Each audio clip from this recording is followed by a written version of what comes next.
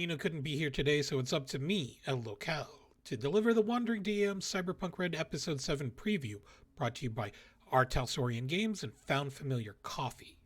Our show is going weekly and features Trigun wielding assassins, berserker technology, and the ever present Megacorps. Now, tonight's episode features me making an exciting debut in Club Underground to the thrill of legit wrestling fans everywhere. But after the show, follow Reno, Trince, and Mr. White as they head down to the Blue Dragon restaurant to discuss a mutually beneficial arrangement with one Kiyoshi Shiro. Now, away from the 2077 Pondsmith Ave crew, Jinx considers a short gig to pose as a waitress at the Blue Dragon restaurant in order to fulfill a job to poison one foreign business agent by the name of, Kiyoshi Shiro. Well, rest assured that no matter the outcome, this crew of characters will do things with style thanks to Rogue Panache by Found Familiar. Check out this light roast at foundfamiliar.com and place an order today. Then tune in tonight at 8 p.m. Eastern Time for another exciting installment of Wandering DM's Cyberpunk Red series.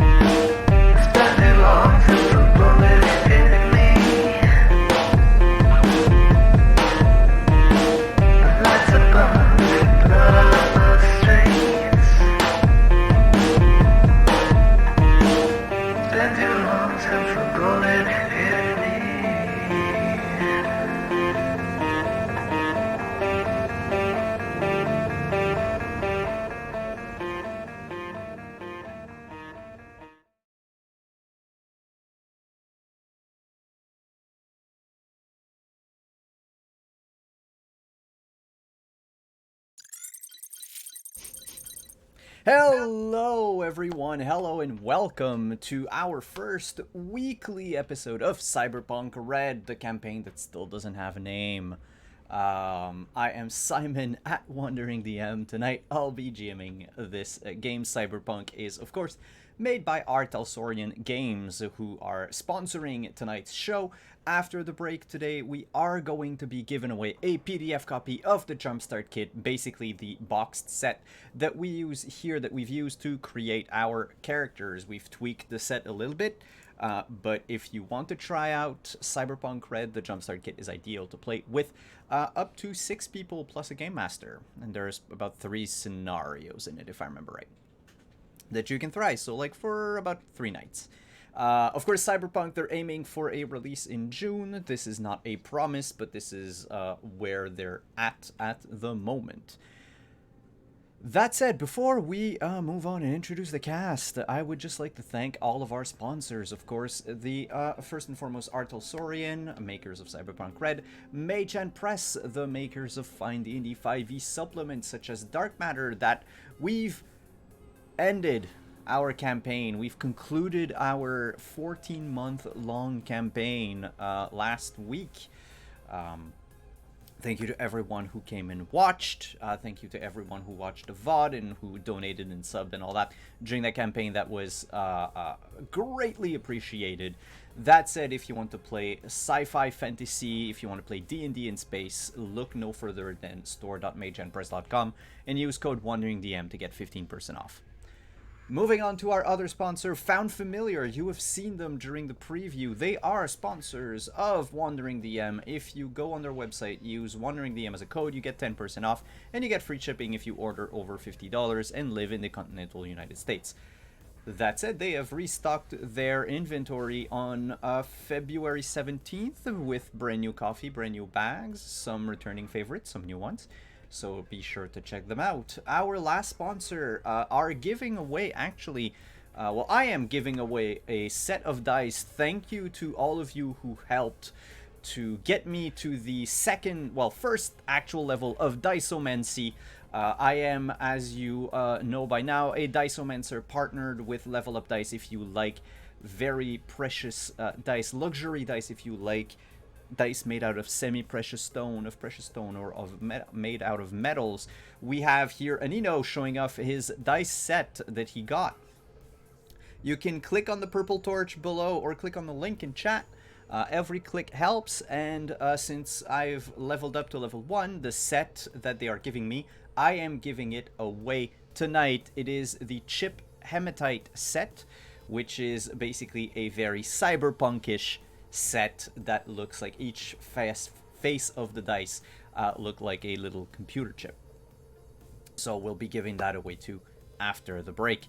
And tonight is basically almost your last chance to pick up the Search for Dandelion shirts to benefit Special Effect, the charity over in the UK, for which we raised $3.2 thousand US last charity game. So if you want to give to a good organization, check out the t-shirts down below. That said, let's go around the table, introduce our cast for the evening. Why is there an ominous music playing? What is this? Let's keep the ominous music. And we'll begin with the person on my left on the overlay, or actually what I see as my left. The solo of the team. Hi, how are you?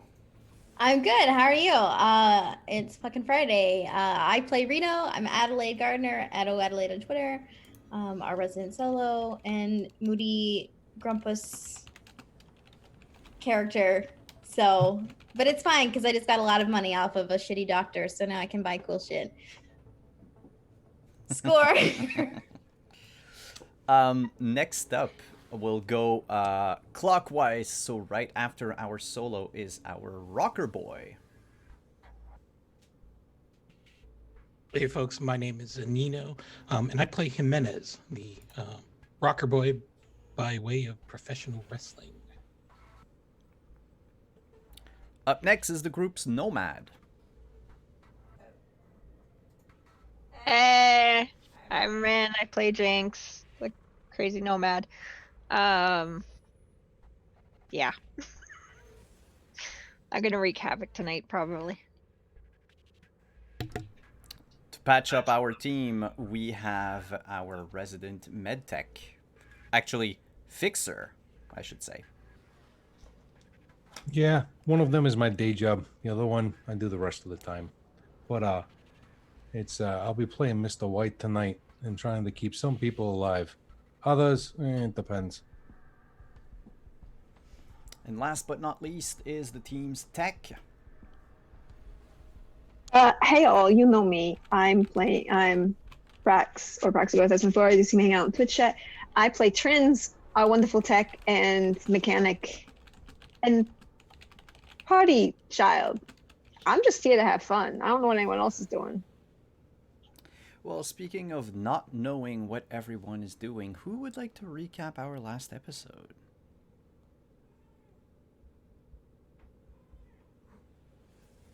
I can recap it, so let's just jump back into it. The group... well, actually, before we talk about the group, let's talk about Mr. White. Mr. White had a score to settle with one Dr. Schnitzer, Dr. Carver, the Ripper Doc who lives on the highest floor of the apartment building. Carver, who we've learned has also installed cyber legs on Trince's brother, Merc, who is due to come out of prison tomorrow. That said, there was an altercation between Carver and Mr. White that brought Carver to the brink of, I should say, to the edge of a precipice as Mr. White dangled him over the rooftop of the apartment complex and shook him down, scared him straight, if you would allow me the expression. Carver and was working on someone, a person whose name is unknown to him, who was brought in by a friend of his called Elmo, a member of the Maelstrom gang. Carver and White then went into Carver's apartment to work on said John Doe to ensure that he would survive, while Mr. White exchanged some very encouraging words with Dr. Carver. Elmo had brought the Maelstrom member because they were shot during a hostile takeover, or at least that's what they believed happened, by one mysterious individual who uses a gun that fires a very specific pattern of 3 bullets at a time. Now, for the rest of the group, Jimenez is preparing in secret a match with a new persona, or at least it's all part of the plan to get Crazy Princess into whatever shenanigans Jimenez has prepared for her after she conned him into believing that she needed his help and was on his side. Crazy Princess, we all know, is the daughter of World Sat exec, and is basically was sent to fight Jimenez in the ring for some reason. There is a ghostly hand handing over stuff. I'm hungry, damn it. So, another thing that happened is a member of a corp contacted from Royal's cell phone, contacted Reno. Shiro Kiyoshi made an appointment with Reno at the Blue Dragon in the Old Town. They want to talk about what's been happening. What the snooping around of the characters have basically alerted certain third parties. And Mr. Kiyoshi would like a word with Reno regarding the events that have been transpiring. But at the same time, Bull, the ex-enemy, now friend of Jinx, got a job for her. Actually, a job that was handed over by one of Bull's employers, which required the assassination of one Shiro Kiyoshi, who will be at the Blue Dragon tonight in Old Town. There is apparently a vial of Siren that will be provided. Everyone. Aaron or Ryson? Ryson. I mean, they're both bad, but Ryson. And that's where we left off last game. Did I forget anything about what happened last time? Oh yeah, there was a cell phone that was chucked out of a window.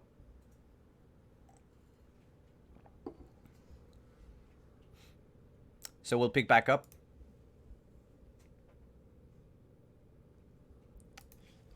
Where we left off. With Jimenez.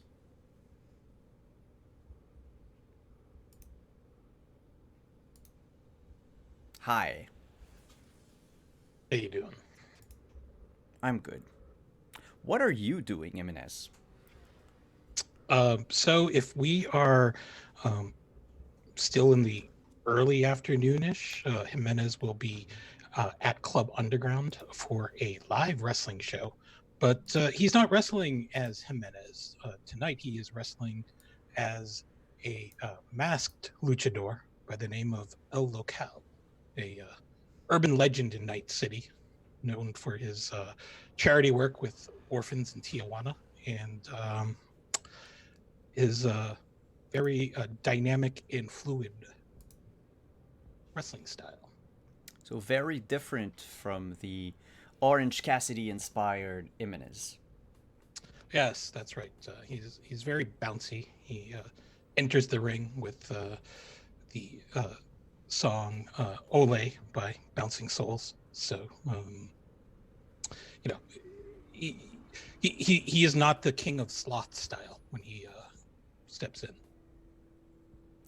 And that fight that you have to do this afternoon as El Local, you said, Yes. will pit you against a relatively unknown fighter. Unless you had one in mind. There's a... it's actually a gimmick. It's not one fighter, but actually twins. They call themselves Bait and Switch. You never know who you're fighting. That's their shtick. You're fighting one of them, but you don't know if it's Bait or if it's Switch. Okay.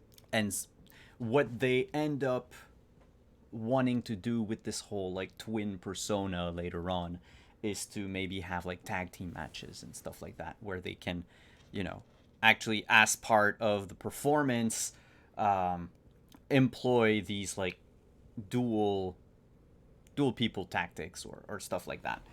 But right now, for today, you're fighting either Bait or Switch. You're not sure. They're both masked anyway, and they're wearing the same uniform all the time. Sounds about right.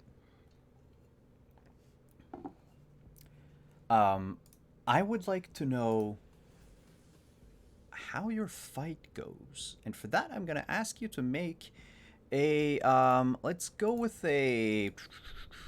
You've rehearsed that before. I figured you're not unfamiliar with El Local. You fought as him many times. Right. So, I would say, let's go with just a play instrument check. Without any bonuses or penalties. Just straight up. Okay.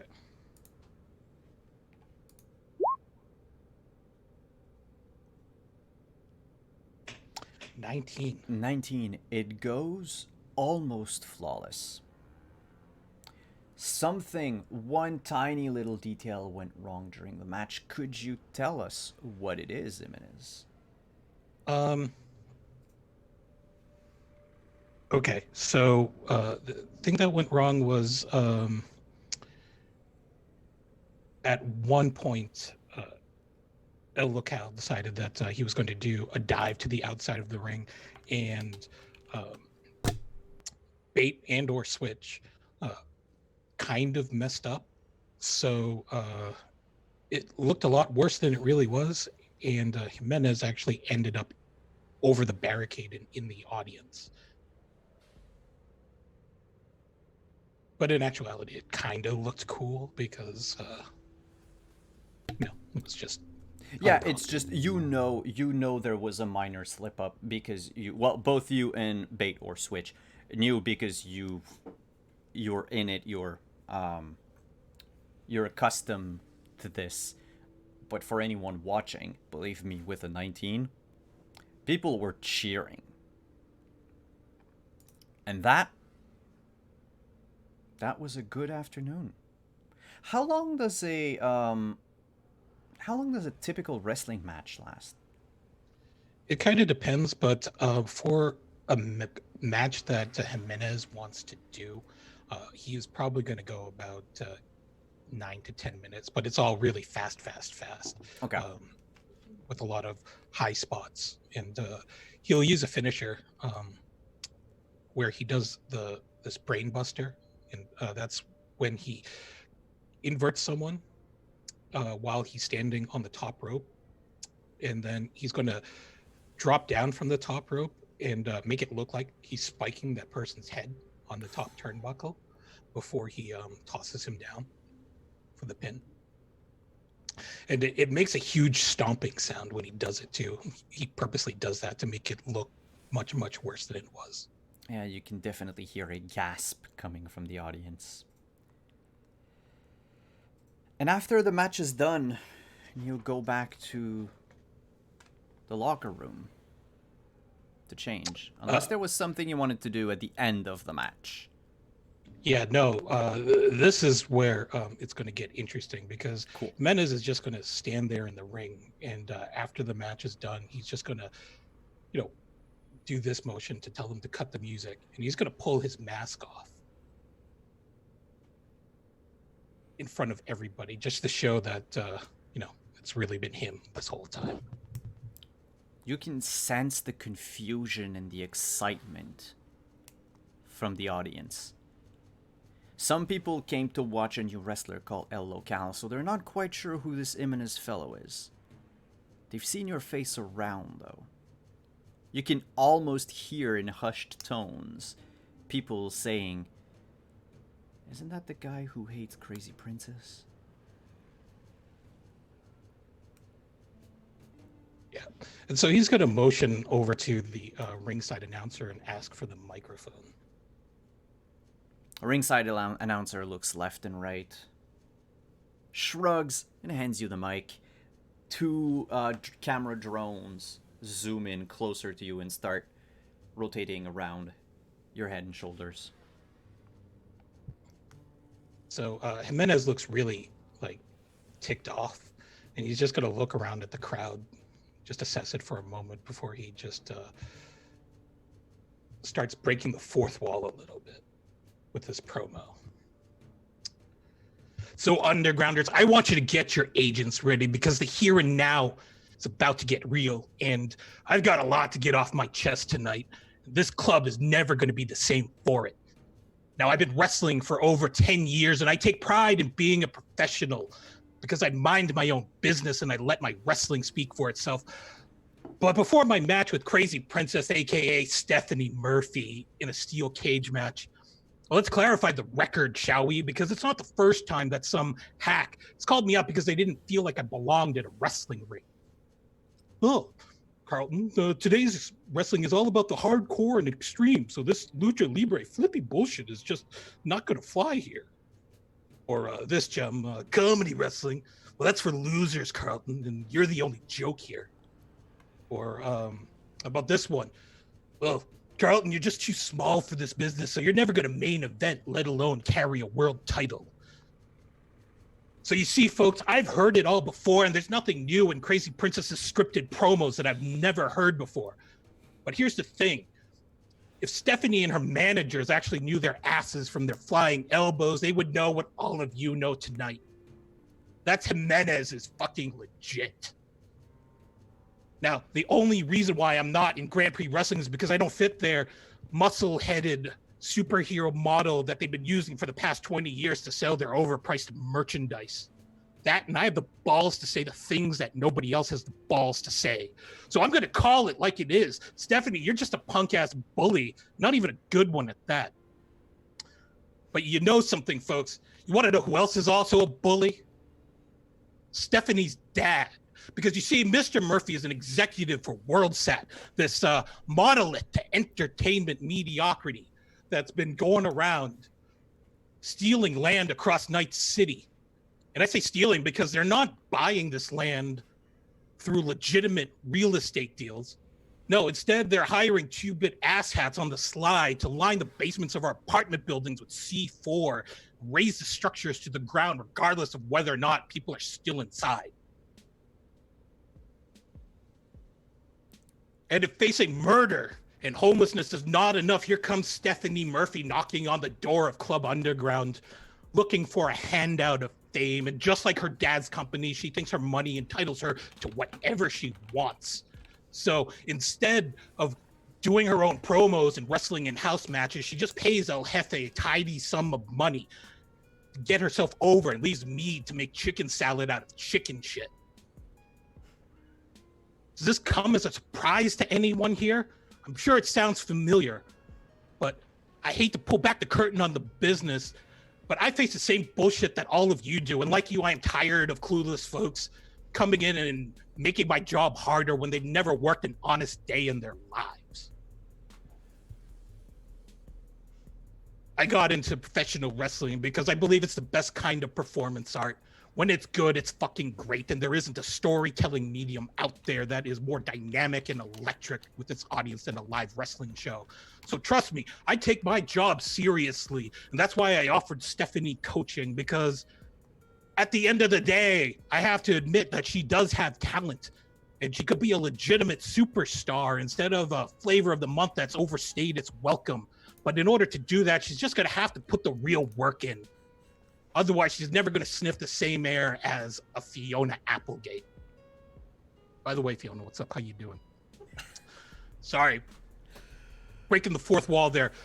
Here's the thing, though. Fiona worked her ass off to become the wrestler that she is today, and that's a legendary performer on the same level as her dad, Blackjack Rotunda. And I know this for a fact because I spent years training with her at the Rotunda Wrestling School, owning our craft so that we could wrestle in front of legitimate fans like those right here in Club Underground and Night City Wrestling. So trust me when I say this, folks. Stephanie, you're not even fit to lace up Fiona's Chuck Taylors.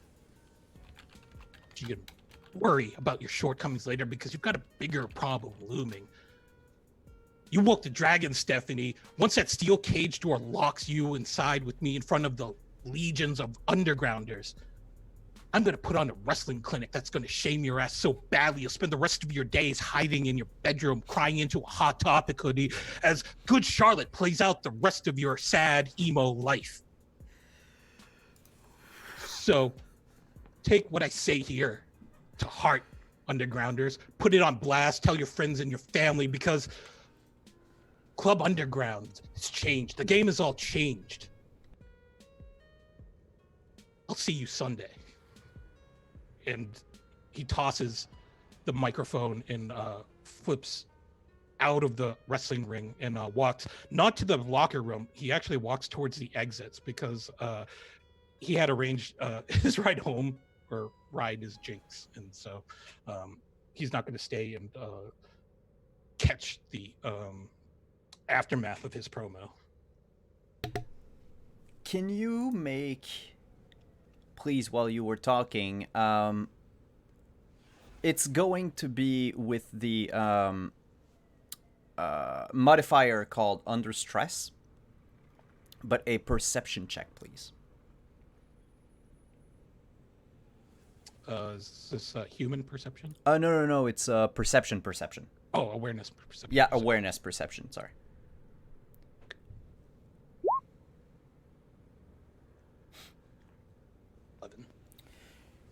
You noticed during your speech that a lot of people got their phones up, their agents up, and began filming you.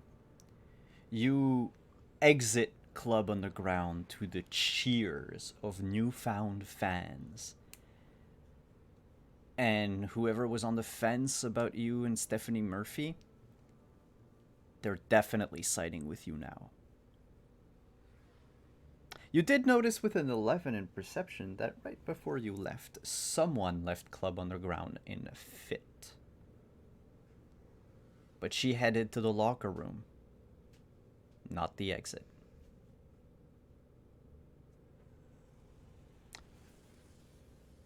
Jimenez leaves Club Underground. Jinx is right there on her motorcycle. Ready to go? Yeah, I think I've done enough here for one day. I caught most of that. It's pretty awesome. Oh, thank you. It's been stewing for a while. So we'll hang on tight. And I pass him my helmet. And yeah, he will put on the helmet because, you know, safety first. Yeah.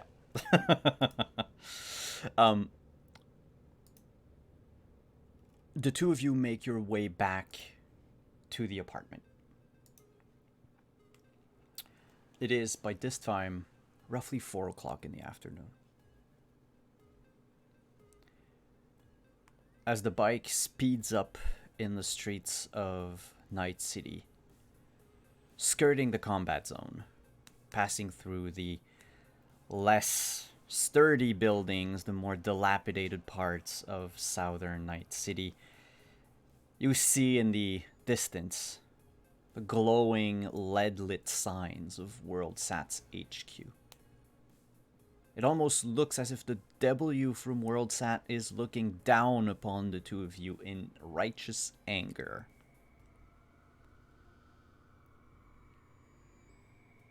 In the distance, you also notice, closer to you than the WorldSat building, but a construction zone. As you pass by it on your motorcycle, you notice that signs have been plastered all over the fence that protects the area. WorldSat has bought another plot of land. Or as we all know, they probably forced whoever it is that lived there to leave. Or killed them. Whatever works. You make your way back to the 2077 Pondsmith Avenue, where the rest of the group is waiting. Well, almost. Mr. White, your day was pretty uneventful for a medic. The odd shooting or two. Someone had an aero car landed on him because they were walking in an aero car parking zone. So that's their problem. You've also had the a single individual, a young teenager who used his parents' trauma team card to call your squad to his place for no particular reason whatsoever. Doing that is a punishable offense. Do you report it? What neighborhood is it in? Oh, it's in the burbs, right outside of Night City. And what is it that came up on the scanner for location and identification of the person who the card belongs to? Olivia Green, a woman who regularly takes blood pressure medication. She has a platinum trauma team card. So among the highest ranking, not highest ranking members, but the highest tier that you can pay for a trauma team card. And the card was activated. There was no reason, no explanation given. Someone just, bent the card in half. Kid didn't have anything. His parents weren't even home. They both work. Fair enough. Since it's platinum, they're going to get their full money's worth. And we'll go 100% by the book. And we will sweep the entire house, open every door to check for any sort of intruders. Be thorough and kind of gentle is what I'll mention to Pilar and Bo. And I'll have Boutros check out the kid, make sure that the kid is okay. That way, Mom can't say that we assumed anything. And we'll also double check and make sure that there are no illicit items that the kid could have ingested and need to be taken to the ER for. And he's just not showing signs yet. It doesn't take long for Boutros to let you know that kid's high, boss. Excellent. And it also doesn't take a long time for why do I not have her stuff anymore? Give me 2 seconds. Oh, there we go. Doesn't take long for Maddie to also call you from the basement of the house. Dr. Frost? Go. Got some three kids here. They don't belong in this house. Should I shoot them? Kids are most likely not intruders. Are they armed? You hear them move their mic away for a moment, just so you can hear the discussion and hear the answer from the teenagers. Any one of you packing heat? I got a cyber eye. I can scan for the heat signature of multiple firearms and melee weapons, as well as cybernetic implants. Any one of you little shits has a weapon, I'm unleashing my bullets on them. And your parents don't have a trauma team card. We've made sure of that. Well, not anymore, anyway. So? Ah, shit. Ah, fuck. Hey, Dr. Frost? Yeah. Yeah, do we have clean underwear? I made 3 little shits piss their pants.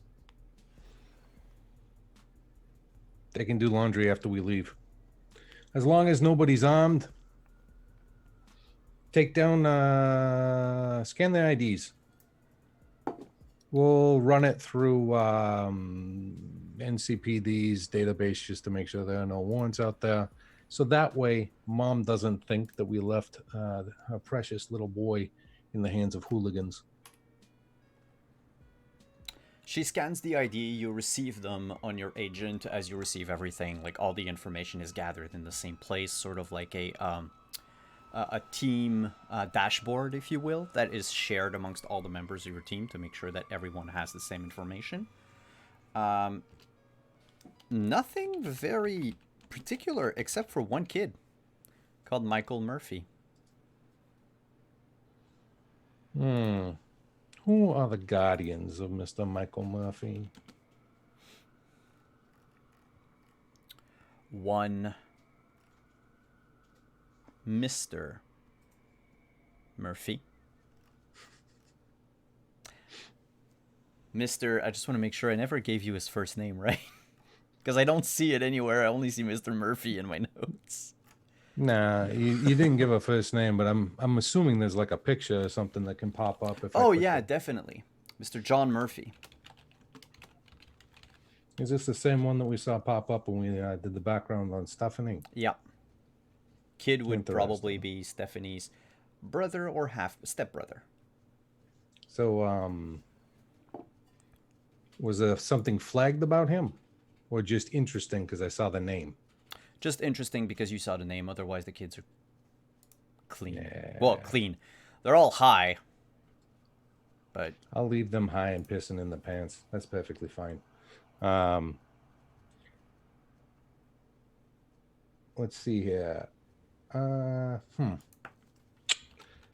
we... I'll check back with Bo. Bo, have we followed protocol completely? Are we missing any steps? well, the hospital's gonna have to bill their parents. Well, I mean, that's a given. Otherwise, we're clear. Excellent. Sin, I hope you're writing up this report.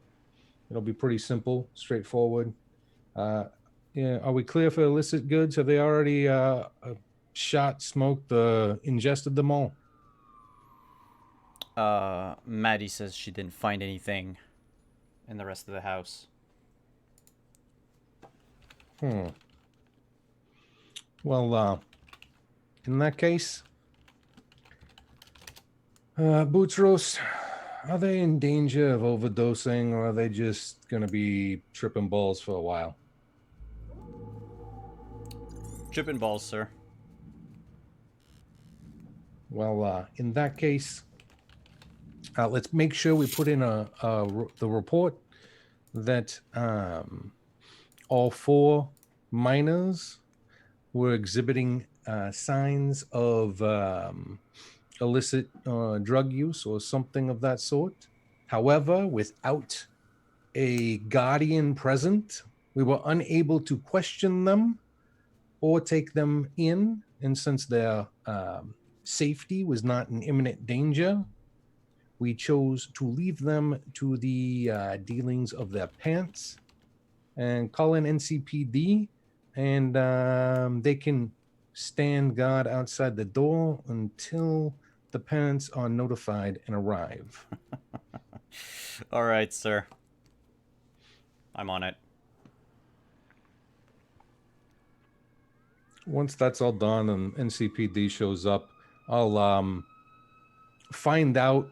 I'm assuming they only sent 1 or 2 officers for something like this. Oh yeah, definitely. It's right outside Night City, so your the precinct that handles the suburbs is overworked and understaffed.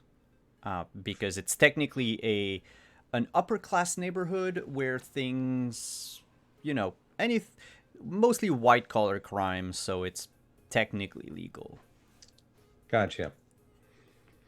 So, I will take the officer's name and find out what their favorite indulgence of choice that's legal is, and make sure that I send that, whether it be food or drink, as a thank you, knowing that I put him in a position to babysit some unruly teens. But you can never be too sure about these suburban parents and their insistence on the safety of their progeny. Mm-hmm. As a reminder to our viewers who don't know the prices, this just cost their parents 50,000 euro bucks. Got to make sure that they get as much bang for their buck as they can, so that way they buy another card and don't go to a rival company. What other company? Yeah, that could be an upstart that somebody buys out eventually. Mm-hmm. Yeah, like Minor Wound Team. Yeah. The Bruce Patrol.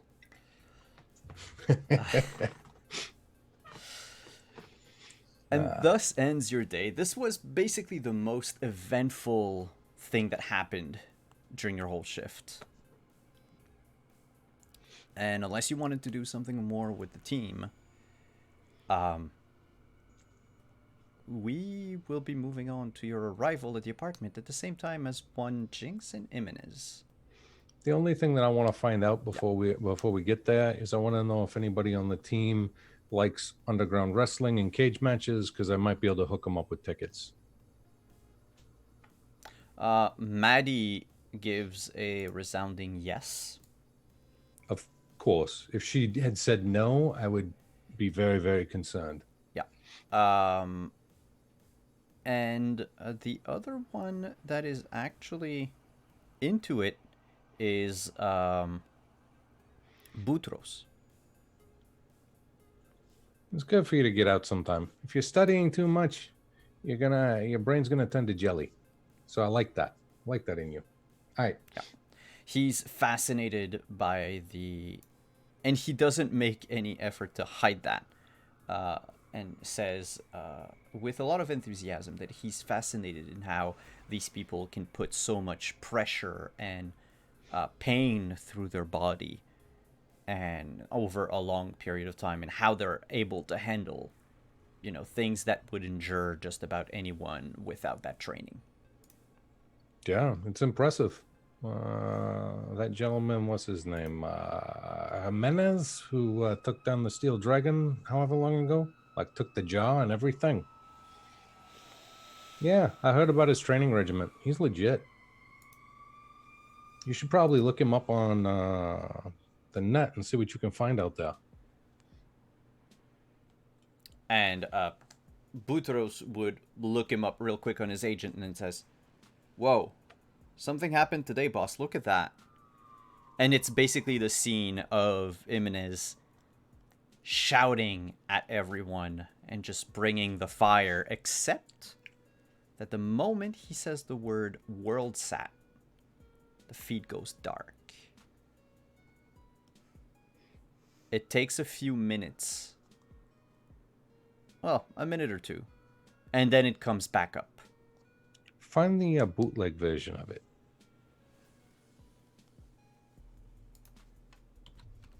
Let me check.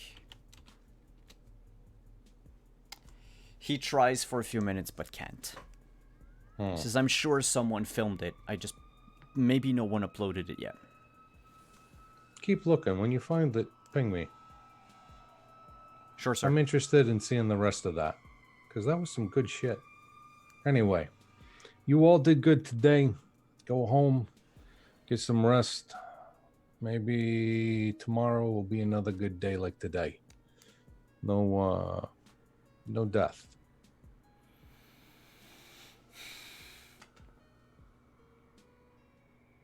On the whiteboard in the garage where you store the Aerodyne, Sin just writes with not a Sharpie, but marker, number of days with no deaths, 1.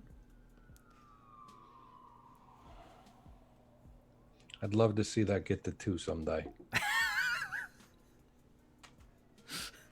And we can fade to the apartment complex. Sure. You would arrive roughly at the same time as you notice Jinx starting to bring up her motorcycle back into her apartment. Hey, Doc. It seems we had an exciting day. At least somebody did. Have you Yes. seen our orator? Yeah, I just brought him back. World Set's already scrubbing the feeds. We were hoping it'd last a little longer, but Hey, he got the word World Set out before they scrubbed the feeds. nice. But, He's back at his apartment, I think. Fair enough. Hey, are you going to that whatever thing with the thing and the people and the stuff? What? I don't know. There's some sort of thing going on tonight. What are you doing? I had something, but I kind of want to know what you guys are doing. I don't know. I think it had something to do with Reno. But Oh, okay. yeah, check with her. What did you got lined up? Job. Ah, nice. Anything spicy? Poisoning somebody? With what? I don't. Ricin? I'm still on the fence about this one. Do you know how much it pays? Do I know how much it pays? Bullet said between 2,000 and 12,000 euro bucks. From 2 to 12, but I'm gonna ask for the 12. So, Simon, in all my dealings, have I ever heard of a deal with that big of a range that was actually legit? Oh. I would say yes.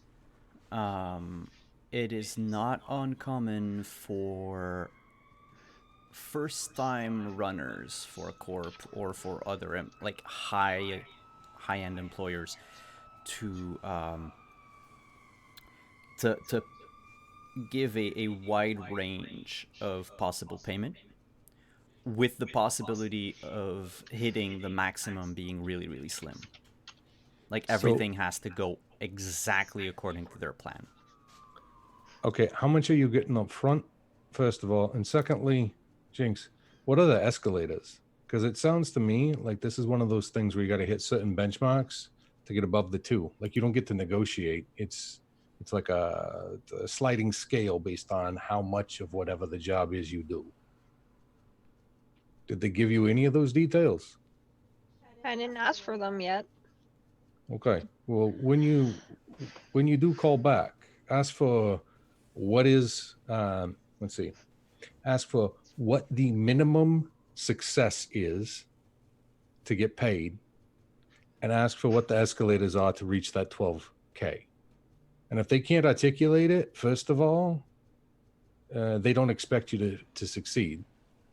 And if it sounds too good to be true, there's no such thing as a milk run. Don't take it if it sounds easy, because poisoning, especially with something like that could kill you while you're poisoning them, ain't gonna be easy. Did they give you any sort of antidote or include anything like that in it? Not yet. But again, I didn't ask for the details. I didn't really say I'd do it. I kind of said yeah. Do you know the person? Or is this some stranger? Oh, the one who gave me the job? Yeah. I know him. I don't know the one in back of him.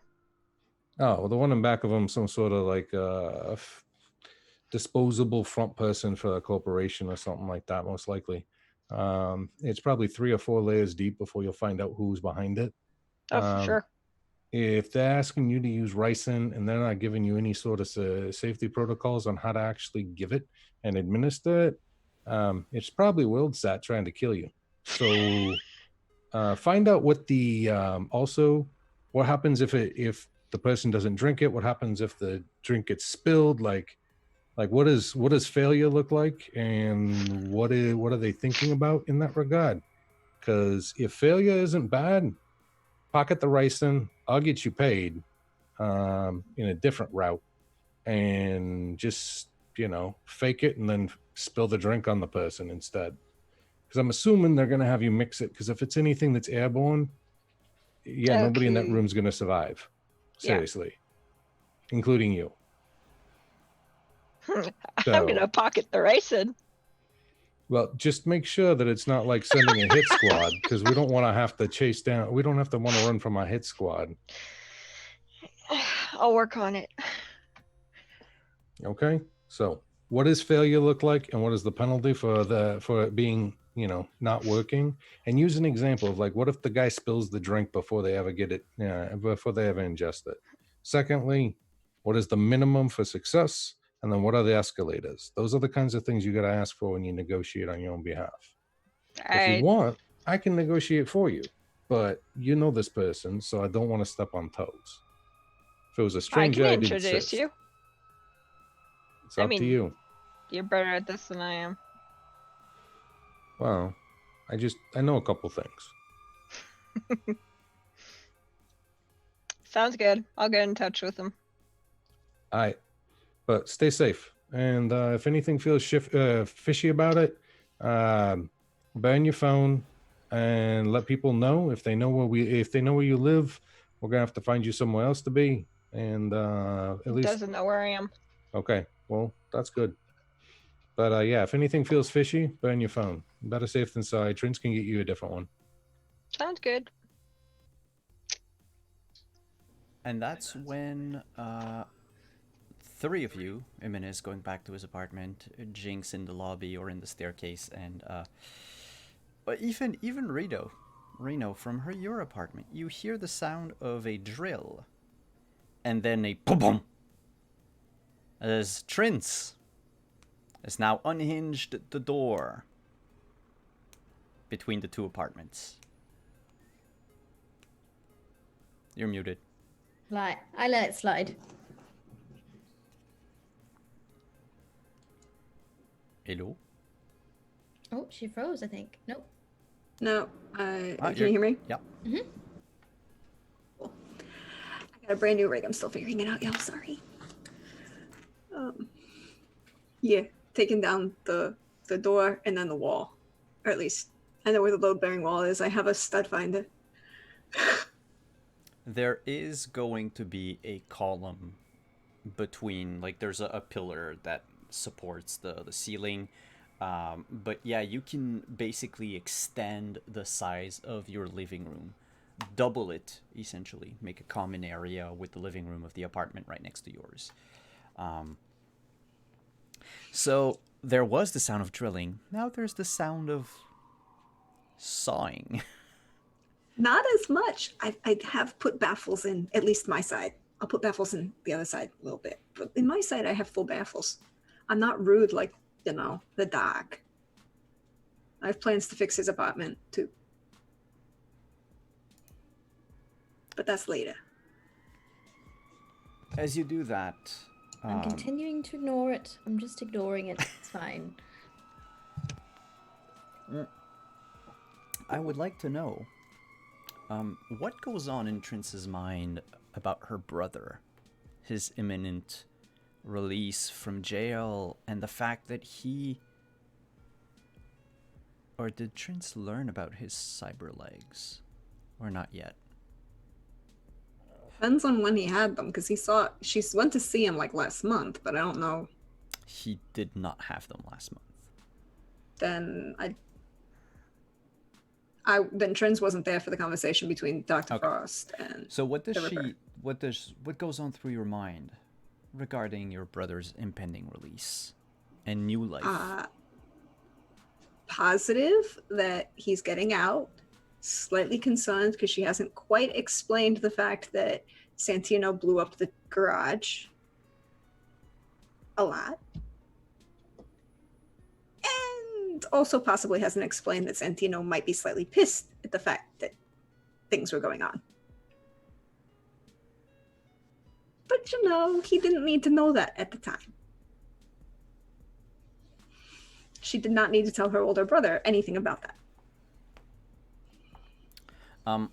It takes a few hours to do all the repairs and the renovation of your new apartment.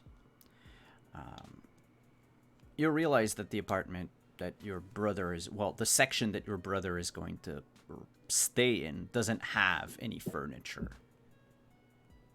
It's just a bare room. There's the minimum, which is a counter and a toilet and a sink, and that's it. She's got some stuff in storage she can pull out. Like they have all the stuff from the house, but she hasn't touched it in years. So she'll probably pull some of that stuff out. From your parents? Mm-hmm.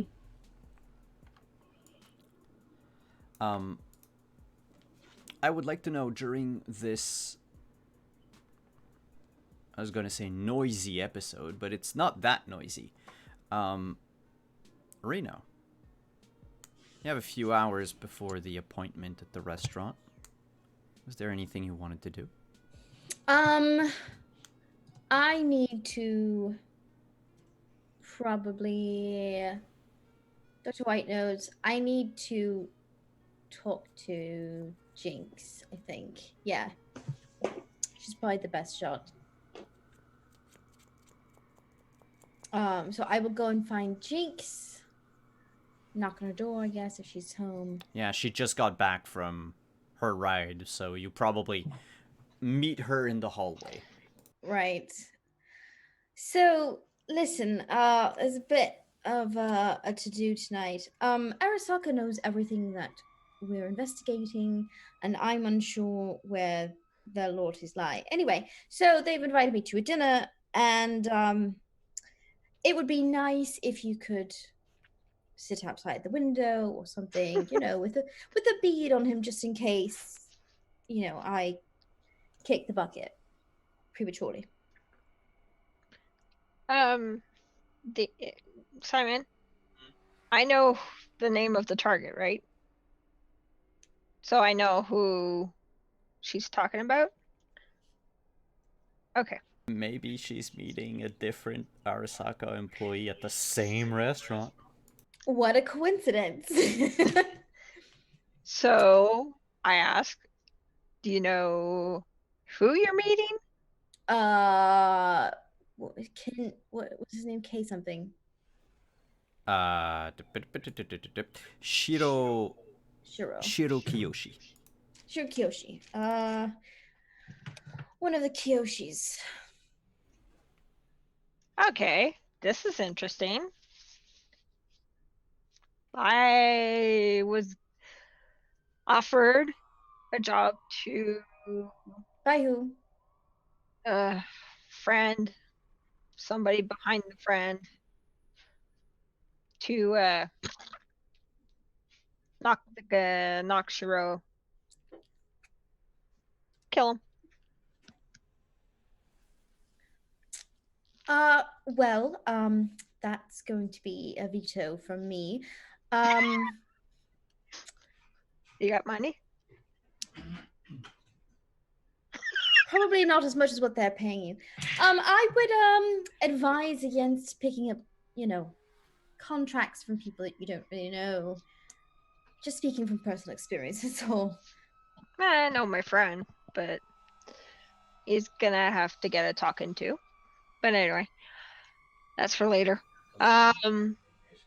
No, my wonder is, you were meeting him, I was hired to kill him. Is this all a setup to get us in trouble?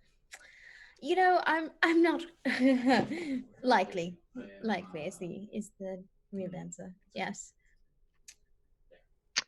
I would like to talk to him first, so you never know. Sometimes companies like to backstab each other, but who knows? IEC and WorldSat seem to be in on it. Maybe Arasaka's trying to get a leg up on my growling dog. Trying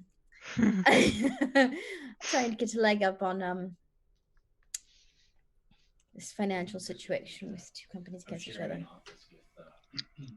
So one thing we could maybe do is I pretend to accept a job. That gives you time to talk. I'm close enough to help if things go south. We could set up a signal, I guess. Because technically I'd be a waitress or something in the restaurant. So we have options. How about I order tea? Sure. Sounds good. But we'll have to pass it by Mr. White because he's I talked to him about the job. I think it'd be good if we all three of us planned together. It's probably wise. Yeah. Don't go killing people without thinking it through a little more cautiously. Yeah. I'd rather shoot them. I'll bring the bike home. Do we meet each other at Mr. White's? Sounds fine to me. Okay. I'll go bring my bike. And then I'll meet her outside Mr. White's. Yeah, I'm currently toying with. Mr. White, there's a knock on your door. It's a me. And me. Mr. White will answer the door. But how long? Well, how much time has passed actually?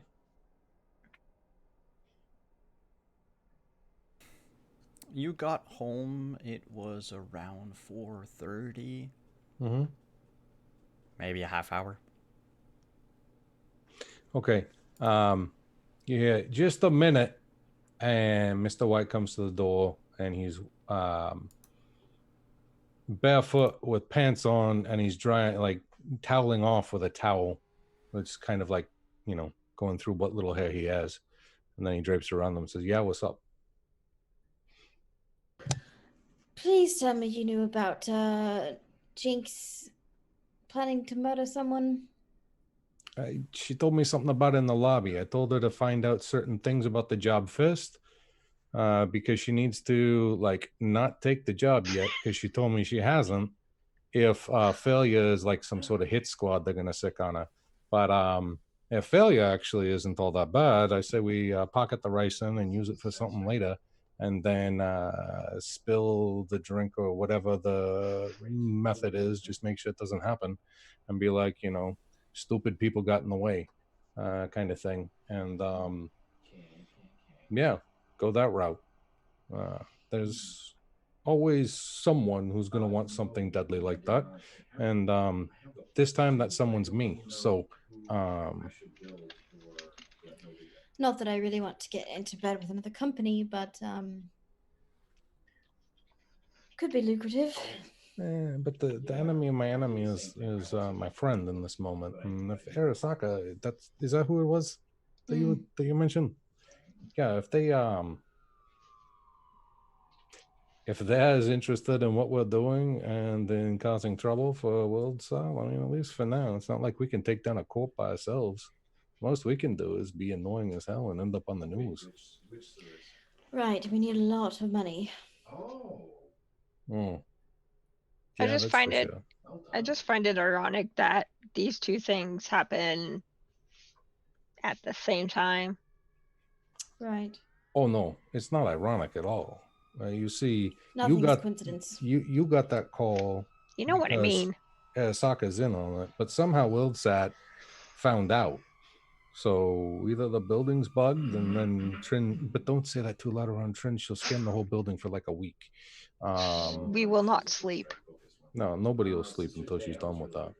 And, not that I sleep much, but anyway. Or it had something to do with maybe the agent that you were using. Maybe they got to it before you got the call. And it's something as simple as that. If that's the case, then you get rid of the agent, you get rid of the problem. But I'm guessing that they had some sort of way of finding out. And That's why they're intercepting. Mostly, it's because they want to pin the death of a competitor on someone that they also want dead. We know how to make Seems friends. like an easy way out. Oh. Yeah. When opportunity knocks, you take it in this business. Which is why I really want to know what failure looks like. So I will find that out. Mm-hmm. And And no matter what Bull says, assume that somebody will try and kill you if you fail, no matter what. But whether or not it's a full hit squad or just, your uncle or something. It wouldn't be the first time. Exactly. You know how to handle your uncle. So, I mean. Yeah, this time I who won't says miss. Fuck. that? Sorry. But anyway. All right. So, Would you mind giving me his number? Your friend. Or who he is? Bull? Yeah, you can have his number. I'm curious who sent him this job. Can you hear me now? Here you go.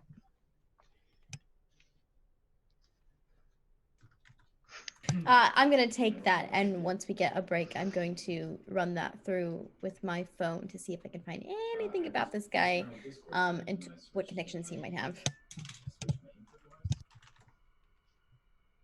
Sure thing. But before that happens, I would wager that Jinx calls him back. Yep. Heck, I'll call him while I'm standing in front of the other two. Do you put him on speakerphone? Yeah. That might be good. I'll introduce you. But Reno, stay quiet.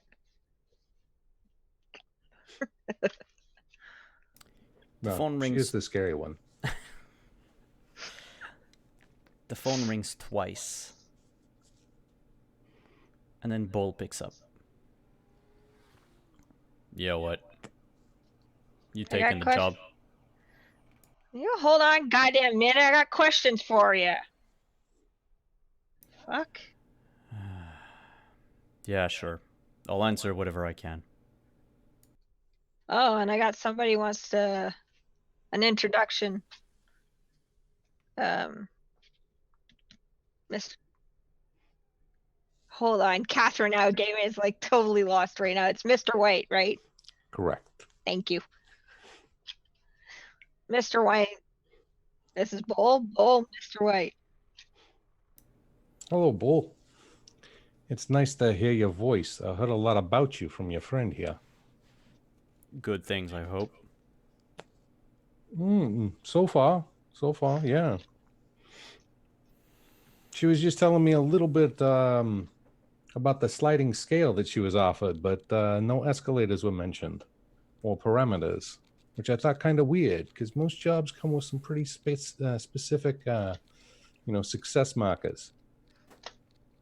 I thought you trusted me, Jinx. I don't know, this one don't smell right. I trust you. I don't know about the one behind you. You might be in trouble there, Bull. She's just looking out for you. Well, then if you got a professional with you, look, I'll level. My employer doesn't care how many people do the job. So long as the job's done, you can split the paycheck between however many of you are. That good? That's fair. So why is it like 2 to 12,000? What does 2 look like? What does 12 look like? What does 6 look like? 2 looks like you poison everyone in that restaurant. Becomes a major PR disaster. People are gonna want to investigate. Can't really afford loose ends. That kind of thing. 2,000 is enough for my employer to give to someone so they can hide out. probably leave Night City for a few weeks. Come back. Or not. And what does 12 look like then? You kill Kiyoshi. You're not get caught. Everything goes smoothly. You get 12 grand. What happens if some dumbass in the restaurant knocks it over and spills everything? Then I give you 2,000.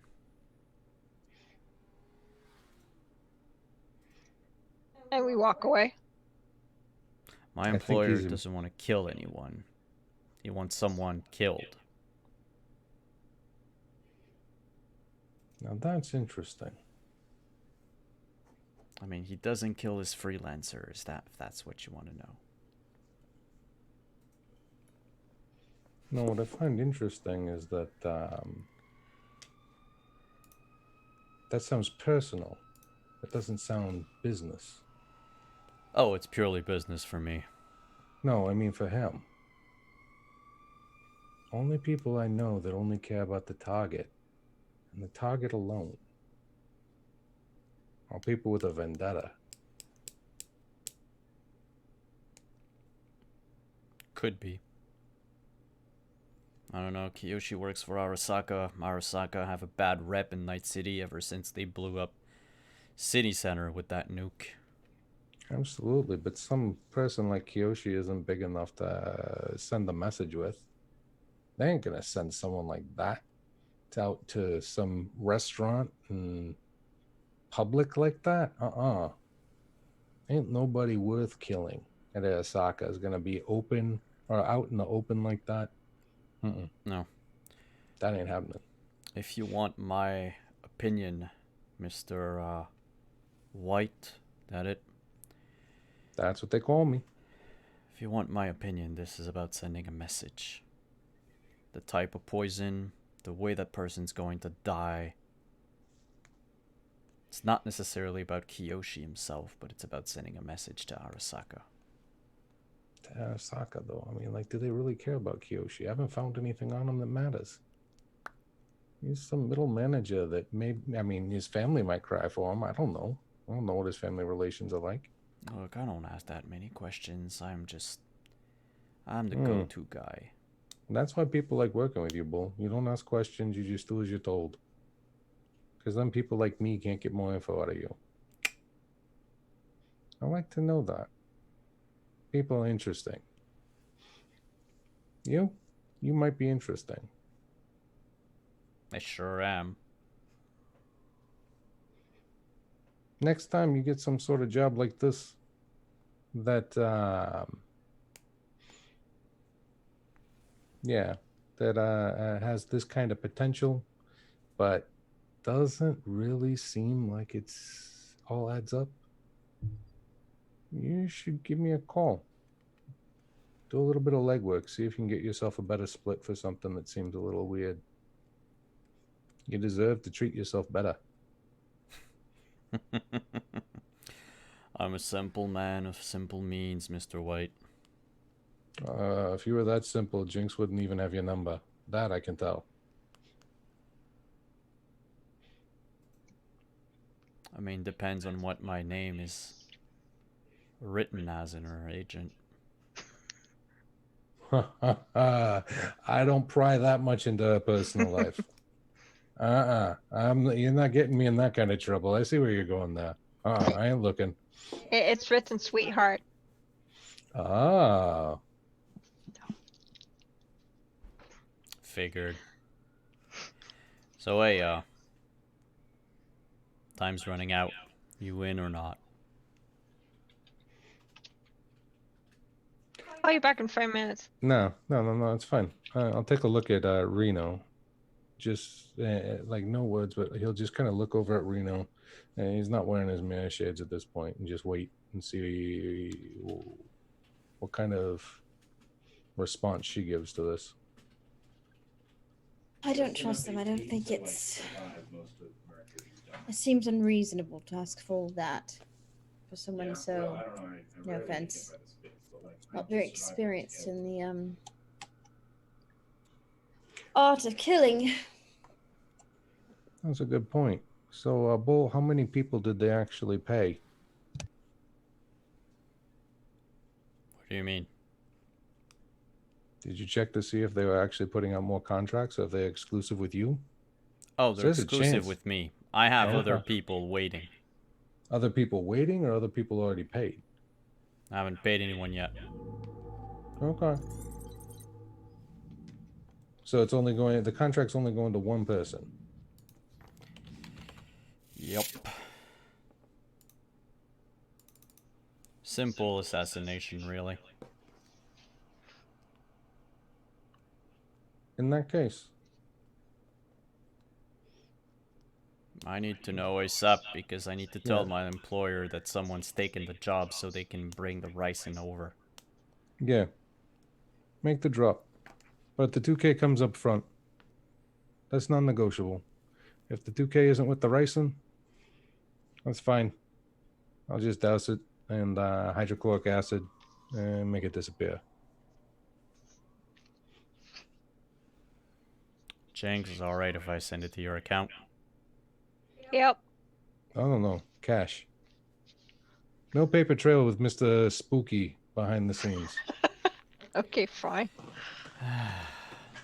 I'll name a In the drop. bag with the ricin. Alright, I'll... God, probably have to take money out of my own account. You'll have 2,000 cash waiting for you with the ricin. And 23 raiders from Encounter Roleplay. Hello, everyone. Welcome, Hi. Raiders. Welcome, raiders. We're about to go poison some white-collar worker in a Chinese restaurant. That As you do. sounds Amazing. You give us way too much credit. Well, actually, maybe not enough credit. Because, I don't know, Mr. White may be feeling a little bit, how do you say, risky. But he wants to know if this person really means it when they say that they're not going to go after their contractors. So, Bull says, you'll have everything in a bag waiting for you in the kitchen of the restaurant. Oh, you're going to put it in the restaurant? You're not going to even do like some sort of special drop that only you and Jinx know about or anything like that? What? No, it's just gonna be packaged with, like, tonight's deliveries. Oh, man. Jinx, I'm What? sorry. You need to change that name. He does not carry a torch for you anymore.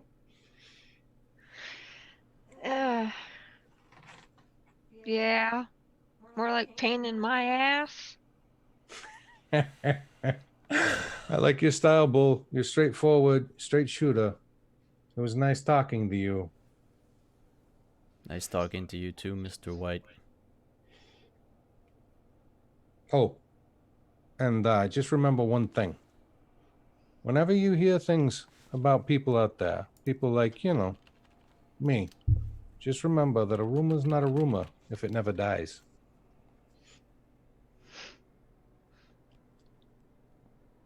All right.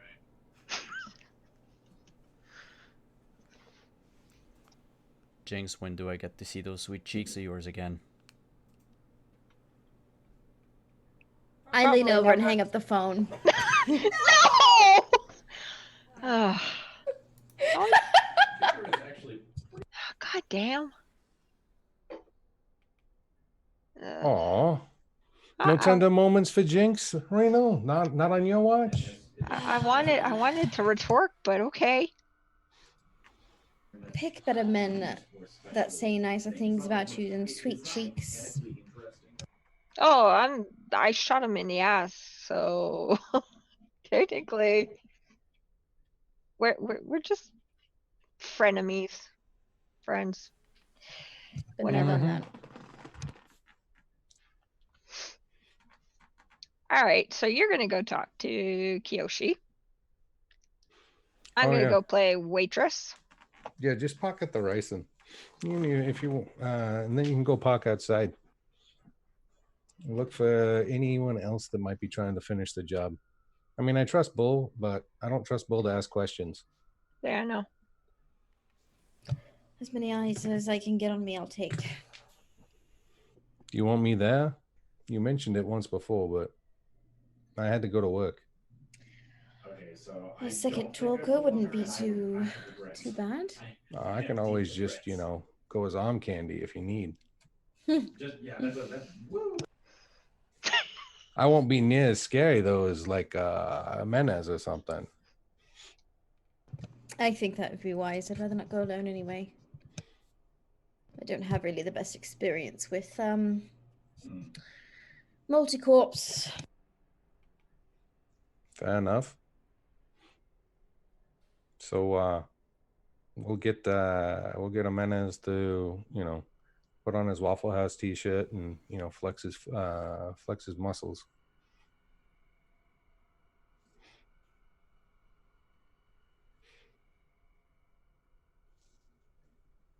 Are you gonna get Trins to go along as well? Well, duh. Who else is gonna rig the building to make sure it doesn't blow up? I don't know if that's a thing. I don't know if you could rig a building to not blow up. I mean, I could theoretically it's possible. Hey, I just figure if anyone can do it, it's probably her. She's probably found a way to hack the concrete. I push for this all I know. button and the concrete gets stronger. Exactly. Probably some sort of like chemical reaction that goes on inside the porous parts of the concrete that mixes with some sort of particle in the air that all kind of congeals and gives it like extra You rigidity. need to talk like 5 miles faster. Yeah, No. it wouldn't be like that. It wouldn't be like that at all. It's all about making sure you're blocking the signals and putting various jammers all over the place so that they actually do try to blow it up remotely, because they're not going to try and blow it up when they're in the same building. They're going to do it remotely. And therefore, you're going to make sure that they block the signals so that when you have time to actually take the bombs apart, and then I can have more C4. What if they don't use C4 this time? I leave. I'll take I dynamite. leave the apartment. I'm walking out the door back to my apartment. Yeah, by the way, this whole thing is just now coming through the loudspeaker. So, as everyone gets ready for tonight's event, We have at a the dinner Blue date. Dragon, yeah, we're gonna go ahead and take a quick break. When we come back, we have not 1, not 2, but 3 giveaways tonight, and we're gonna move the timeline to when everyone arrives at the restaurant. See you in about 5 to 10 minutes, everyone. Stick around.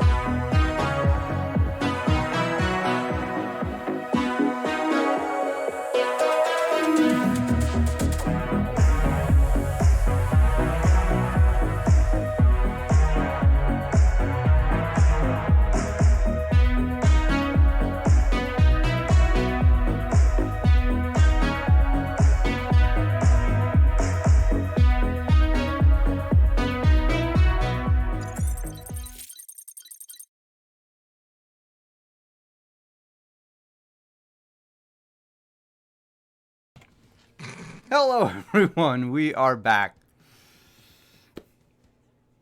And it is time for giveaways. We'll begin with the PDF, the Jumpstart Kit PDF of Cyberpunk Red. So if you just want to go in chat and type in !Cyberpunk to be eligible to win your own PDF copy of the rule set by Artalsorian Games that we are using right now for this game. While you're doing that, I just want to go through all of our sponsors again. I want to thank Maygen Press. I want to thank Artalsorian. I want to thank Found Familiar. Also, the sounds that you've been hearing through this game were made possible through Sirenscape. Sirenscape is a platform that you can use to play a lot of different sound effects and musics for your TTRPG campaigns. We're currently using the 3 official Cyberpunk 2077 sound sets. So, let me just remind you, !Cyberpunk for the PDF.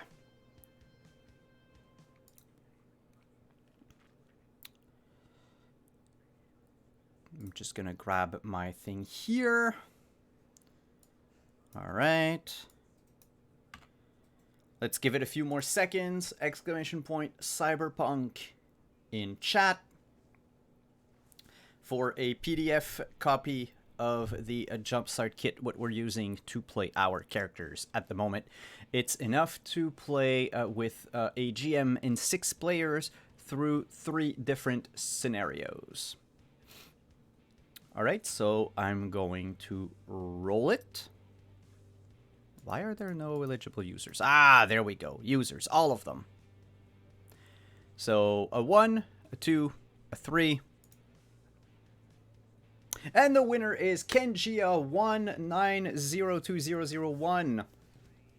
Congratulations, Kenjia. You win. If you would just like to send me your email address through either a Twitter DM or a private message on Twitch, I will get you your copy of the PDF of the Jumpstart Kit. That'll be handled by Artalsorian. So congratulations, Kenjia. Sorry, I almost burped. Congratulations, Kenjia, for winning the PDF. We will now go to our other giveaway. Come on, go back to another giveaway. And this time, let us do, let's say, !Token for our token set. If you put in !Token in chat, everyone, of course, can participate. !Token. Of course, I won't, so don't worry, but I'm putting it in chat for everyone. It is a set of 5 tokens. You might have seen it on the Go Live chat. They are... Actually, you know what? I will let the person that made them explain. Chris, would you want to tell everyone what it is, what they are? Hello? Yeah, my hands were full of showing them off to the camera. Oh, I didn't have They Zoom ready. are red acrylic sheets, about a 1/4 inch thick, and just shy of, whoops, as I throw the one of them around, just shy of 2 inches in diameter, kind of like a challenge coin in concept, laser engraved with the portraits of all 5 characters and sealed in fire, because why not? It's cyberpunk. To give it a smooth edge. They are unique and one of a kind. You will not find the exact thing like this anywhere else, because this art comes from Lucas, and with his permission, we were able to do this giveaway.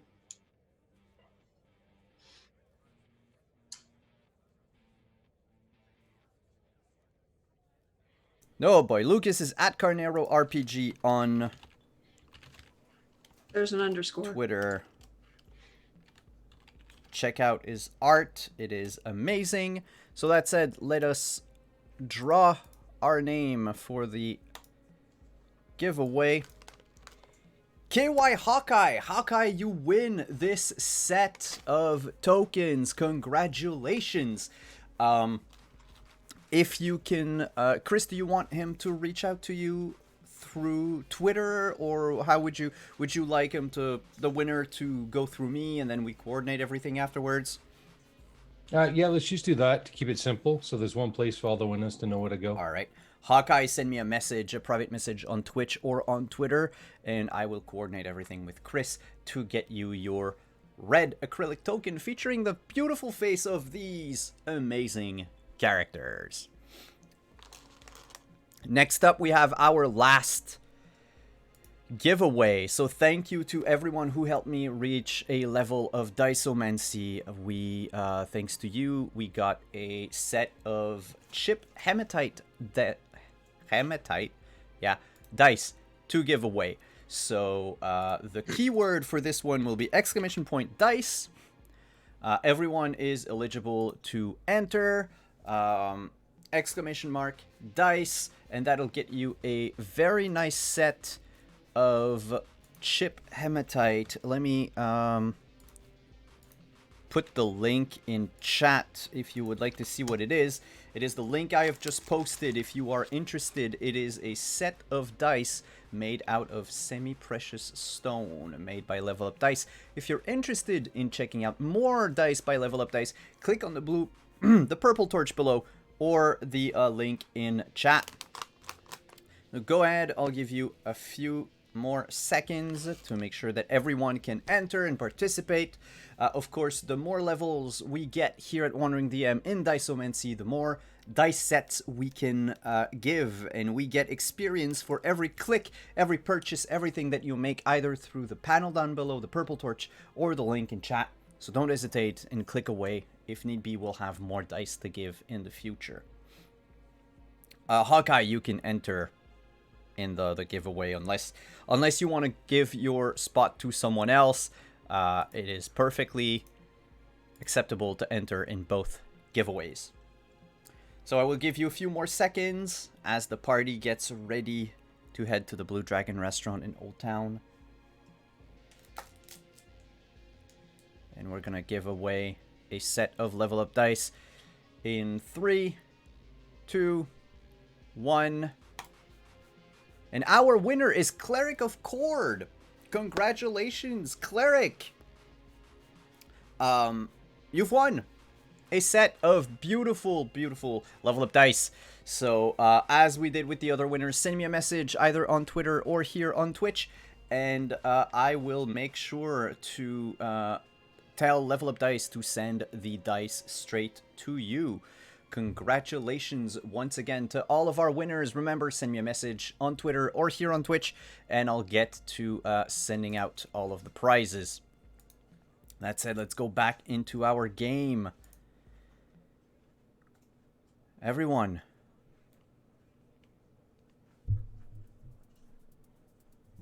you get to the Blue Dragon restaurant. Who enters? Who stays outside? What do you do? The restaurant itself is a 2-story tall building made out of concrete with a blue neon dragon that lights up the front. Menus are glued to the windows. Old paper menus, just like, 100 years ago. Well, or I should say 50, 40 years ago. Wow. Cyberpunk Red is in 2040 something. We're in 2020. Like, this is really close. I was like, people have stopped putting... yeah, people have stopped putting paper menus on windows since 1970, 2000, 2020. Oh, shit. Some restaurants still do that. So, yeah, so probably that some restaurants are still going to do that in 20 years. So it's not that out of the ordinary. The restaurant has several windows in the front, smaller windows on the second floor that can be closed with curtains. Otherwise, you notice that the lighting inside is dimmed. And there's a side entrance for deliveries and employees. You notice there is already one of the sous chefs is out there smoking under a defective light. It keeps emitting a loud buzzing sound. I am assuming that Dr. White and I are going in separately and not being seen with the other three. It's up to you. What I will say is, for the purposes of this scene, we'll place all 5 of you across the street from the restaurant. Nobody has like seen you come in together or whatever. You're just like a group of people walking down the streets, and you can go in the way that you want, however you want, according to the plans you have made. Right. Mr. White and I will go in together. Did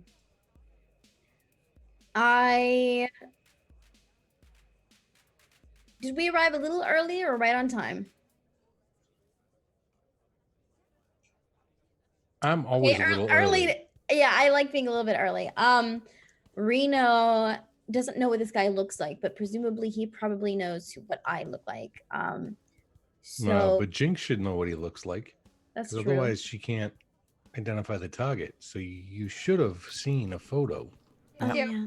It's true. Jinx did indeed receive a picture of Kiyoshi, sorry. Okay. It is... Which I will share with everybody.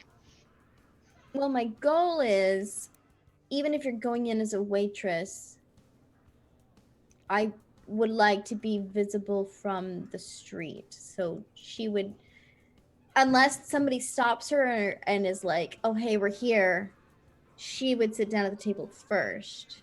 Does that make sense? Yeah. And then they can join her. He probably has like a private VIP booth. What am I fucking talking about, you know? Probably. So you would come into the restaurant by yourself? Arasaka. As you enter the restaurant, there's a small, what is it, like a pulpit at the entrance? Hostess station. Hostess station. A A hostess pulpit. station. Yeah, a pulpit is like in a church or something. Yes. Yeah, my bad.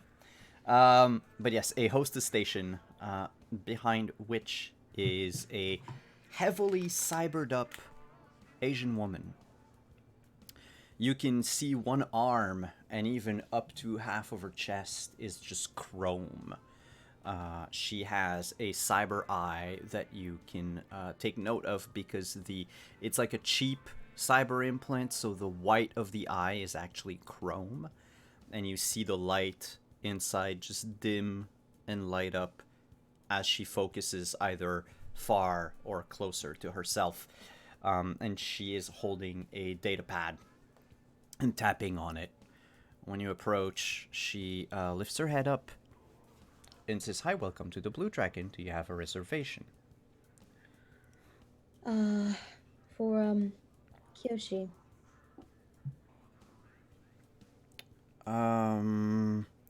Yes, Shiro Kiyoshi. Mr. Kiyoshi is already here. He's in one of the tatami rooms upstairs. Of course. Fine, I'll find my way up there. Thank you. You make your way up the spiral staircase that is in the middle of this restaurant. All around you are circular or rectangular tables with patrons eating. The restaurant's about half full right now. There is a soft, traditional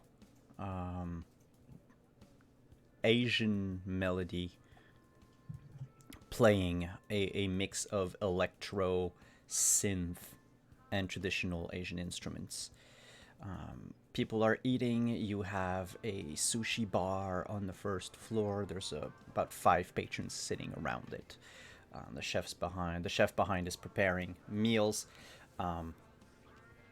and there's quite a few, about 12 servers in all in the entire establishment. 6 on the first floor, 6 on the second floor. As you arrive on the second floor, you notice that all of the second floor has been separated by paper walls, like rice paper walls, into smaller areas where people are actually kneeling in front of a low table, just like the traditional Japanese tatami rooms, basically. As we're walking through, do I notice if any of the servers or more visible guests seem... My guess would be that if they know who he is, they might be more on edge. Or like, know something's about to happen. Do I get that kind of vibe from anybody? Make a perception check. Okay.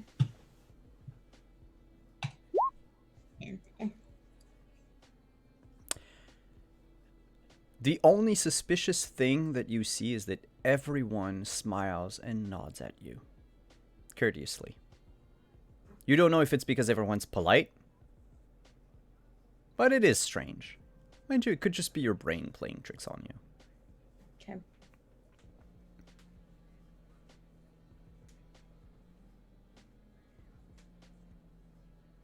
Keep going, I guess. All right, he is. I've got my pistol in my back pocket, of course, but you know. Yeah, as you do. Yeah, as you do. You notice that a lot of the patrons are, they're not packing heavy weaponry, but a lot of them, you notice like a bulge around Like their concealed carry shin, kind of or thing, yeah, right. like everyone's concealing a weapon of some kind in here. You make your way to the second to last little room, where you notice this middle-aged Asian gentleman, hair cropped short, 2 lines of gray reach out almost into the back of his head through his hair. He has a delicate scar under his right eye. Either an accident or an operation that didn't go exactly as planned. The man doesn't seem to have any obvious cyber implants.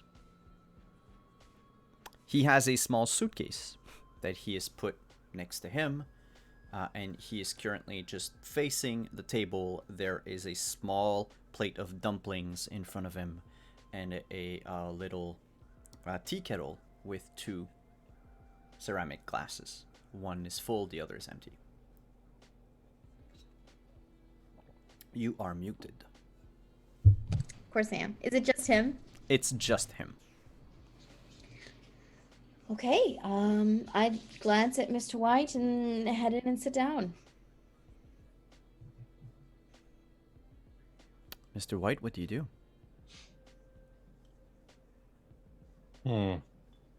What kind of glance is it? Is it a this looks like a trap kind of glance, or is this a... No, it's not a this looks like a trap. She is rather surprised that he doesn't even have a bodyguard with him. As she knows a lot of higher up IEC people generally did. And it's more like not a nervous, but like a here we go kind of thing. Fair Yeah, enough. she's actually a little bit more reassured than I think she would have been otherwise. I don't know. It's a little unnerving at the same time, but also like, huh. My you had my attention, now you have my curiosity kind of thing. There you go. I see. That makes sense.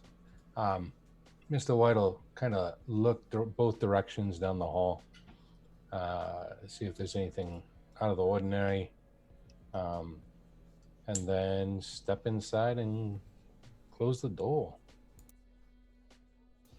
You, as you approach the door, Mr. Kiyoshi just looks briefly at you, and then at Reno and says, "Who is he?"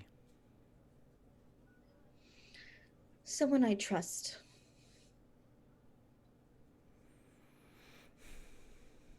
He looks you up and down and says,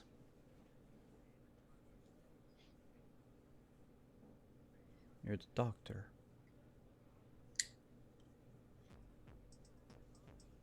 To some.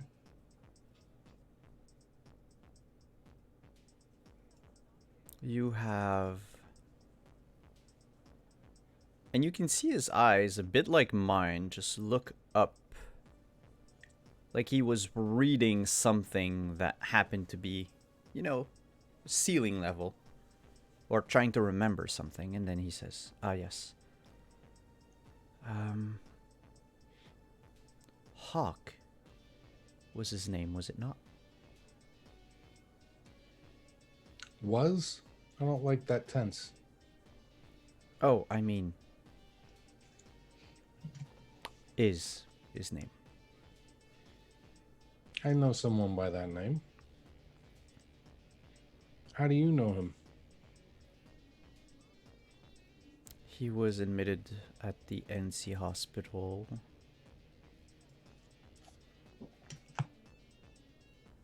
Was fitted with a cyber arm. Yeah, based on the Purple arm guy. card that he had when we pulled him out of the rubble. Yes. It might have been better for him to not have that card. Well, you live with Miss Reno.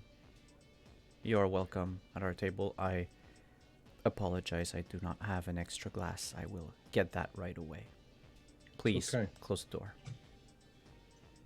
No, shut the door. Let's just go back across the street.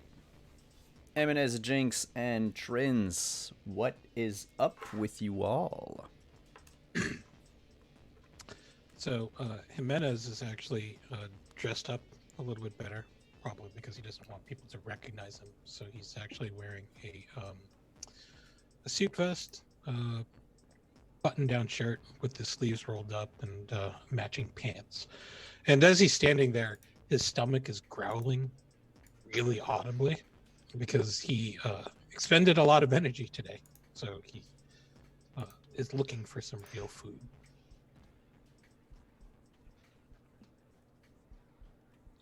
I have to get to the kitchen. Do you come in through the front door, or do you go to the side door where that sous chef was smoking? Side door. Entrance? She's kind of dressed up like she was to go to the bar, and with that like kind of vintage style, like swing dress and black leather motorcycle jacket, and still has her chucks. And then she's just gonna flounce up to the, like, kind of walk through the door, nod at the hostess, but like walk like she already is supposed to be going somewhere, and walk up to the sushi bar, right? You said? Yeah. And like set herself there because she knows that anything that's said, if they want her to hear, she can hear because she has all the transponders. Jimenez, do you sit with her at the sushi bar, or do you take a table for yourself? No, he will sit with her at the sushi bar. Okay. So let's just go to Jinx for a Double moment. date. Let's go to Jinx for a moment. You approach the side entrance. The sous chef there takes his smoke and throws it. Looks at you up and down, says, "You the new waitress?" Yep. Follow me.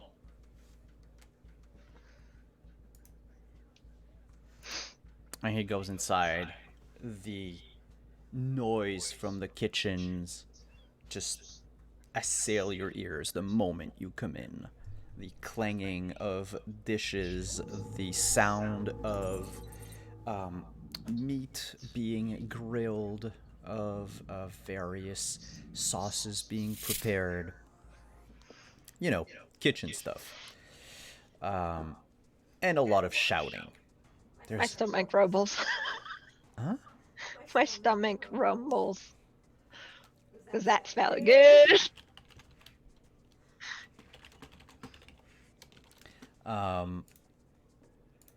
He leads you to a small office, and you notice a duffel bag on the desk there. The office is dirty. There's an old computer there. The walls are stained and yellowed. There's an old calendar that dates back to 2031.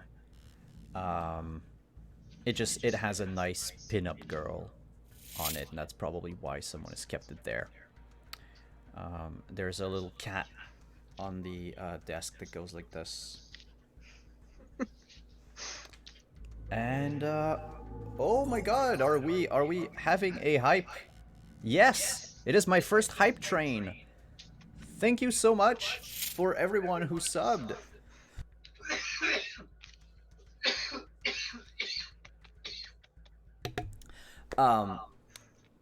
Yeah, thank you so much to everyone who subbed. If you keep subbing, you get exclusive emotes and everything. This is my first hype train. I don't know how it works. But if you sub, you gift, or you use bits, you can do stuff. So go wild, everyone. We're assassinating someone tonight. It's time to party. So, wait, what the hell's happening? Goddamn, Thragon. I don't know. Thank you so much. Hey, Quentin. Thank you, Quentin, for all of these. Keep them going. I love you guys. Wow. It's just, you know what? Screw the assassination. Everything goes well. Y'all go back home. You're filled with sushi. No, I'm kidding. Great. I am fucking kidding.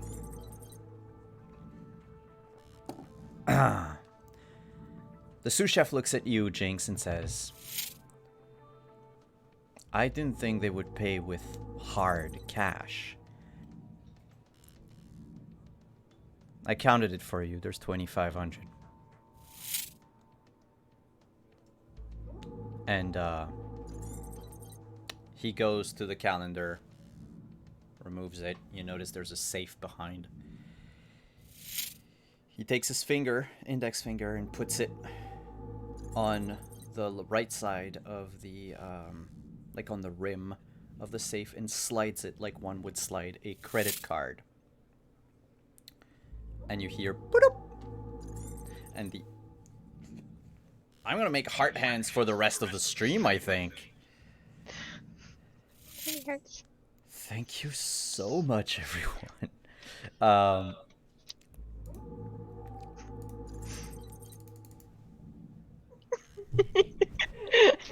So the safe opens after a beep beep, and he opens the safe and hands you a small glass vial with a white powder inside. The vial itself is topped with 2 steel toppers on each side. It's about, 2-3 inches long. And he says, here. And he hands it to you. I count the money first and I put it in my pocket. Then I take the vial.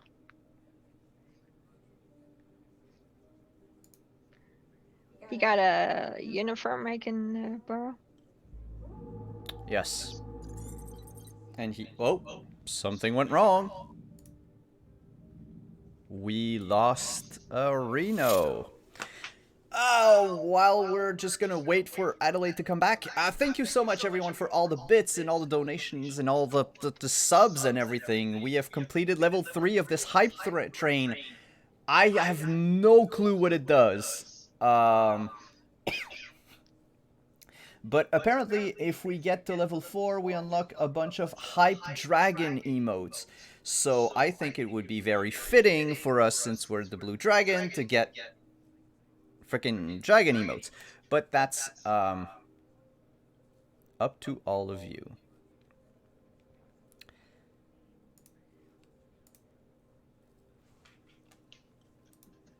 We're just gonna Our wait a quick cameras are- second. Yeah, our oh. cameras are crooked because Yeah. we're just going to plug in a new camera. In the meantime, just so we can keep going. Is anyone on the Discord? Can let me know if Adelaide left a message. Her internet cropped out. She'll be back in a second. Okay.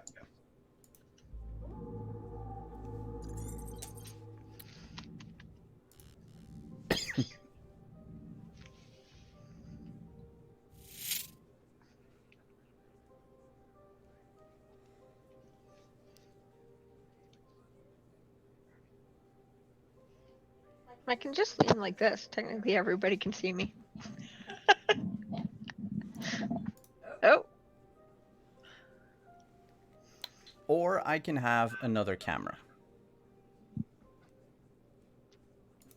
We're not gonna be in the right spots for the in the meantime, but we're gonna fix that after. So he opens a closet door, gets a black blouse and a black skirt out, and throws it at you.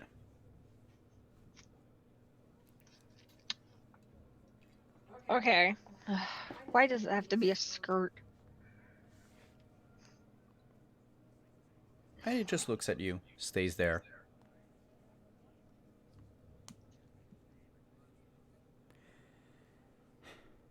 He turns around. Put the shirt on top of my shirt. I'll take the money. I'll put it in my bra. $2,500?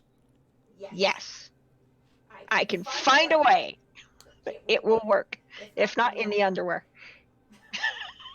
I'm keeping the 25. Put the skirt on, pants off. In my mind, it was 2,500 all in $1 bills.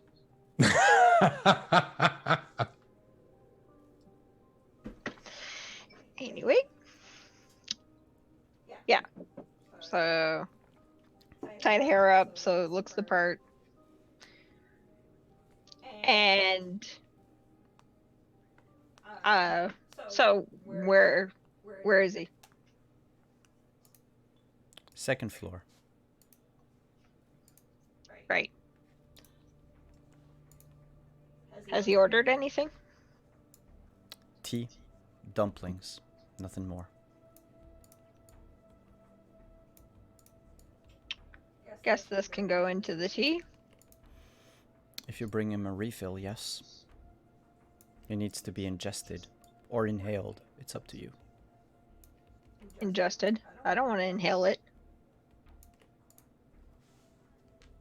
Good. I don't know what that poison is, but I've been told to handle it with a lot of care. Yeah. You can tell your friend Bull that we are square now. He knows who's talking, or do I get a name? He's gonna know me. Fair enough. Do you actually work here? He smiles and exit the office. So, I'm gonna pocket the Ryzen. Like, I'm gonna wrap it up in something, try and keep it as safe as possible. And I'm gonna go into the kitchen and grab some salt. Stealthily. Make a stealth check. Oops.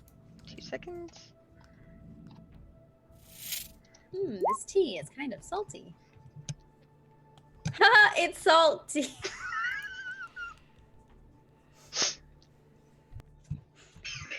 I'll leave now. Bye.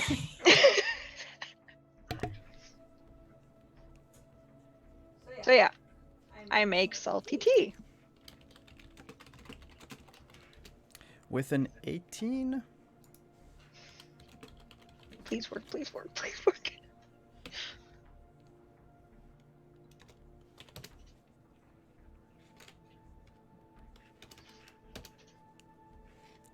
Someone calls out. Hey, what are you doing with the tea?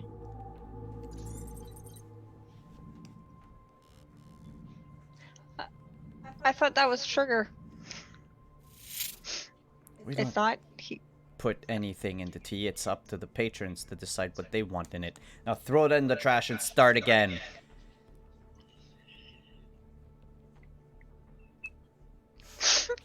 I do what he says.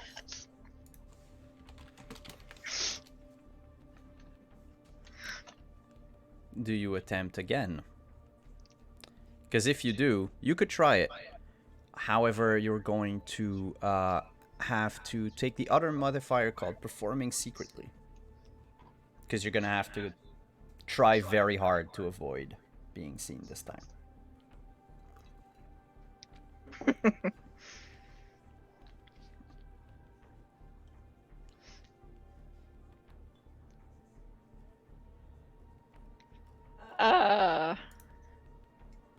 Well, I'm making the new batch of tea, or tea, filling up the kettle.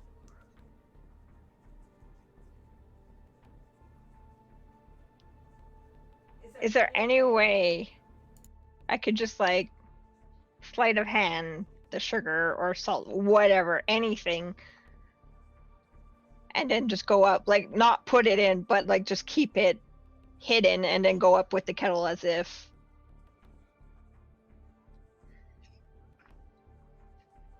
Since you are being observed by one of the kitchen employee, I'd say it's another stealth check, but with performing secretly. Okay. Don't forget you have luck. Yeah. Do I add it before or after? Either. Okay. Oh.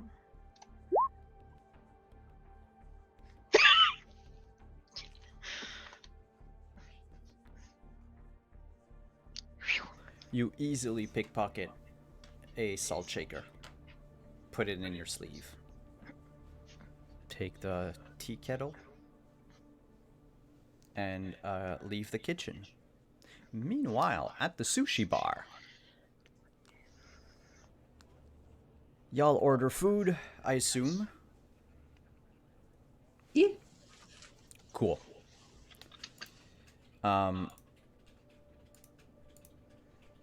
It's decent food.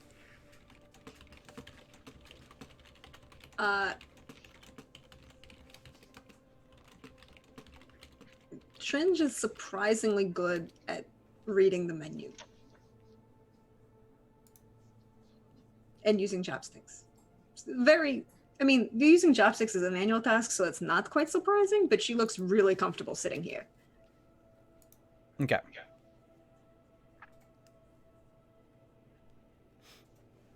What about you, Jimenez? Jimenez is just going to quietly order. He's casually checking his agent to see if any messages have come through. But when he notices that Trins is reading through the menu pretty easily, despite the fact that most of it is in kanji, he's going to ask, hey, when did you learn Japanese? I had an ex. It was complicated. Yeah, what was his name? That's why he's an ex. Fair enough.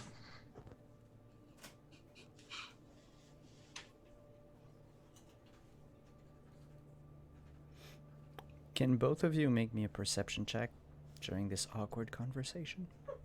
Well, 18. 14. The chef at the sushi counter.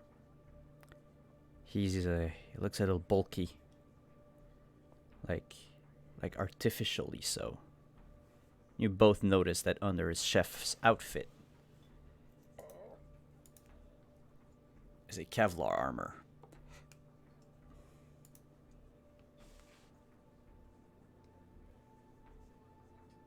In fact, Trins, with an 18, you also notice through the glass, like the reflection in the glass that protects the area where he prepares his food, there's a rifle hidden under the counter.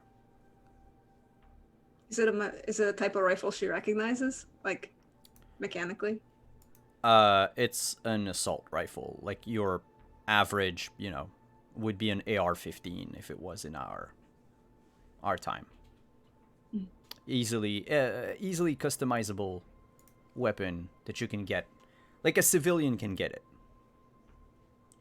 but it still is a lot of firepower for a sushi chef. Yeah. She'd just continue eating, order a second plate of dumplings and edamame, and then a third plate of whatever the spicy roll is. Spicy tuna, brown rice. Ugh, brown rice. See, Jimenez just wrinkles his nose and a little bit of. But you would notice that she didn't order that round the first time, but she orders it the second time. And then she'll click the back of her teeth like she got something stuck in it, and pop her jaw a couple times and activate the transmitter in the back of her jaw and say, well, there are some very nice people here. They have a lot of very unique toys. I'm really impressed by this sushi chef. He does really good work. And then if Reno and, definitely Mr. White would be able to hear everything she says. Whoever has the, who else has the radio implant?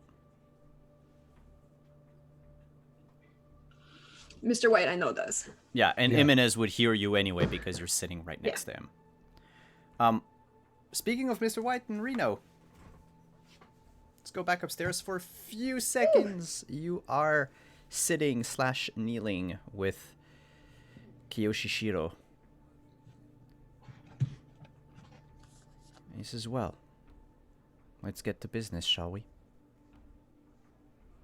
You've been poking your nose around some very dangerous affairs.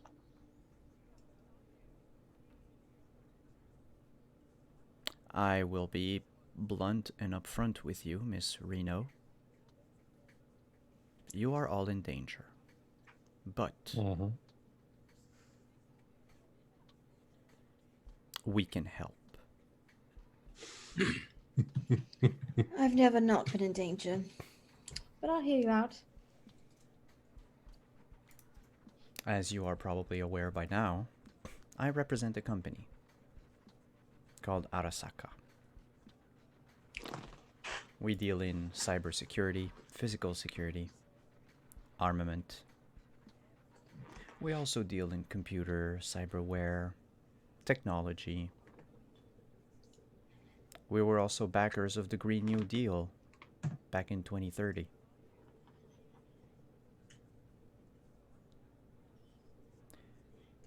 We wish to help you against this IEC. And he opens his suitcase and gets a few pictures out and puts them on the table. And you notice it is Royal getting beat up and taken away in a van. Standard black van, I assume. Yep. Were the people dressed the same way that were described in all the other reports that I've seen? Yep. Like, almost like soldiers. Black outfit, heavy body armor, multiple weapons. I try and keep a pretty straight face. It's not just IEC, it's WorldSat too. We do not deal with WorldSat. I don't know what they want with you, but perhaps we can also help, but then we would be making you a favor, doing you a favor. We would be expecting something in return. I thought you already were offering a favor for the whole IEC thing, so you're saying that this is an even trade somehow with IEC. Yes. We need to see IEC's operation shut down. Interesting. My point is, I think they're working together. If you want one, you're going to have to take down the other. At least run The hunch. interference. Hmm? I said at least run interference, because there's no way that. No offense. Reno here is very talented. She's but one person. She can't run interference against a whole corp the size of WorldSat. She might know IEC, but it's different when you've never been inside their buildings, like WorldSats. Like I said, we do not think that WorldSat is behind it, because we know who's behind IEC. Huh? By all means, oblige us. After the explosion, in the beginning of the time of the Red, IEC was brought into the fold of another company.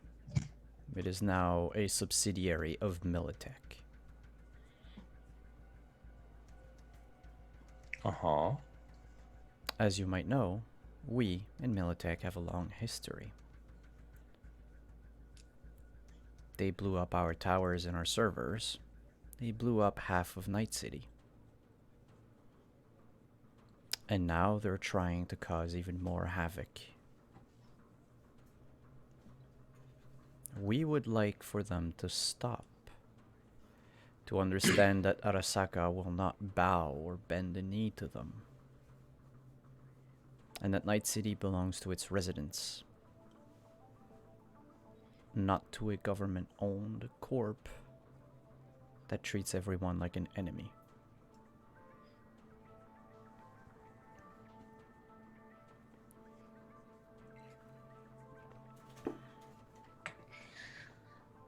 I knew of a database dump with IEC. I've seen it.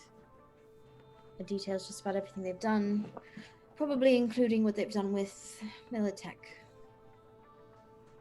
I just have to get it. Now, if, as you say, and he turns to Mr. White, if, as you say, WorldSat is involved in some capacity, he turns back to Reno, then clearly I would suggest keeping your wits about you. Militech normally doesn't deal with other megacorps. They do not play well unless they have a very specific goal in mind.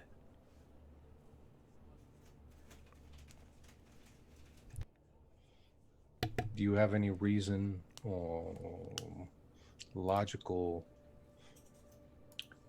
way to rule out the connection with WorldSat? Because they seem to keep showing up everywhere we go.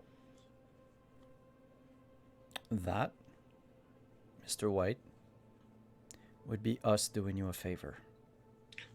I'm just saying, if you're saying they're not involved, convince me.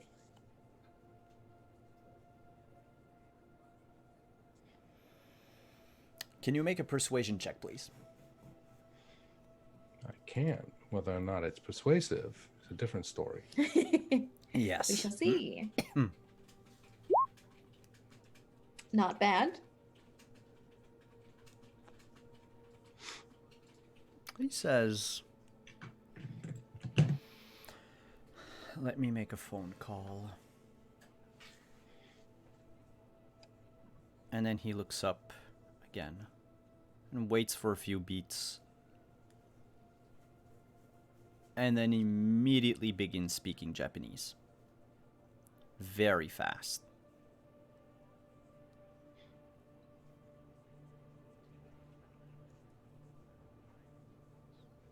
It lasts, like, the conversation lasts for a good 5 minutes on the phone. In fact, during that time, someone opens the door to your room.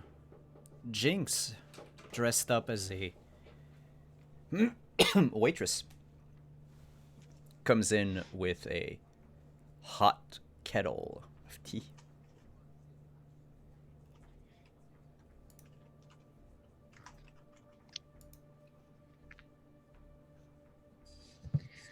I don't need any, thank you. I do like any other server would do. So you put the kettle on the table and remove the other one? Yeah. And look at Mr. White and Reno. Mr. White just kind of moves the hand that was on his lap down to the side and puts the palm up.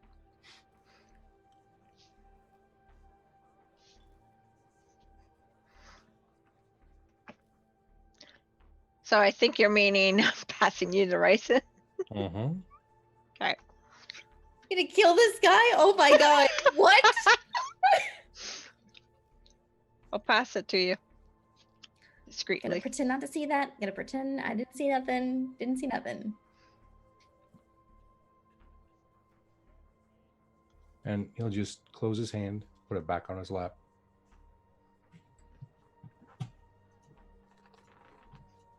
I'll take the kettle.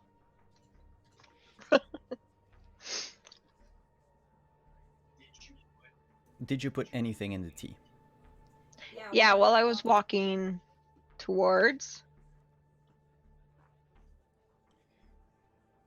I quietly put it in. So you dumped salt in the tea? Yeah, but to anybody, it was white powder. So for if somebody was watching me, they will hopefully think it is the poison.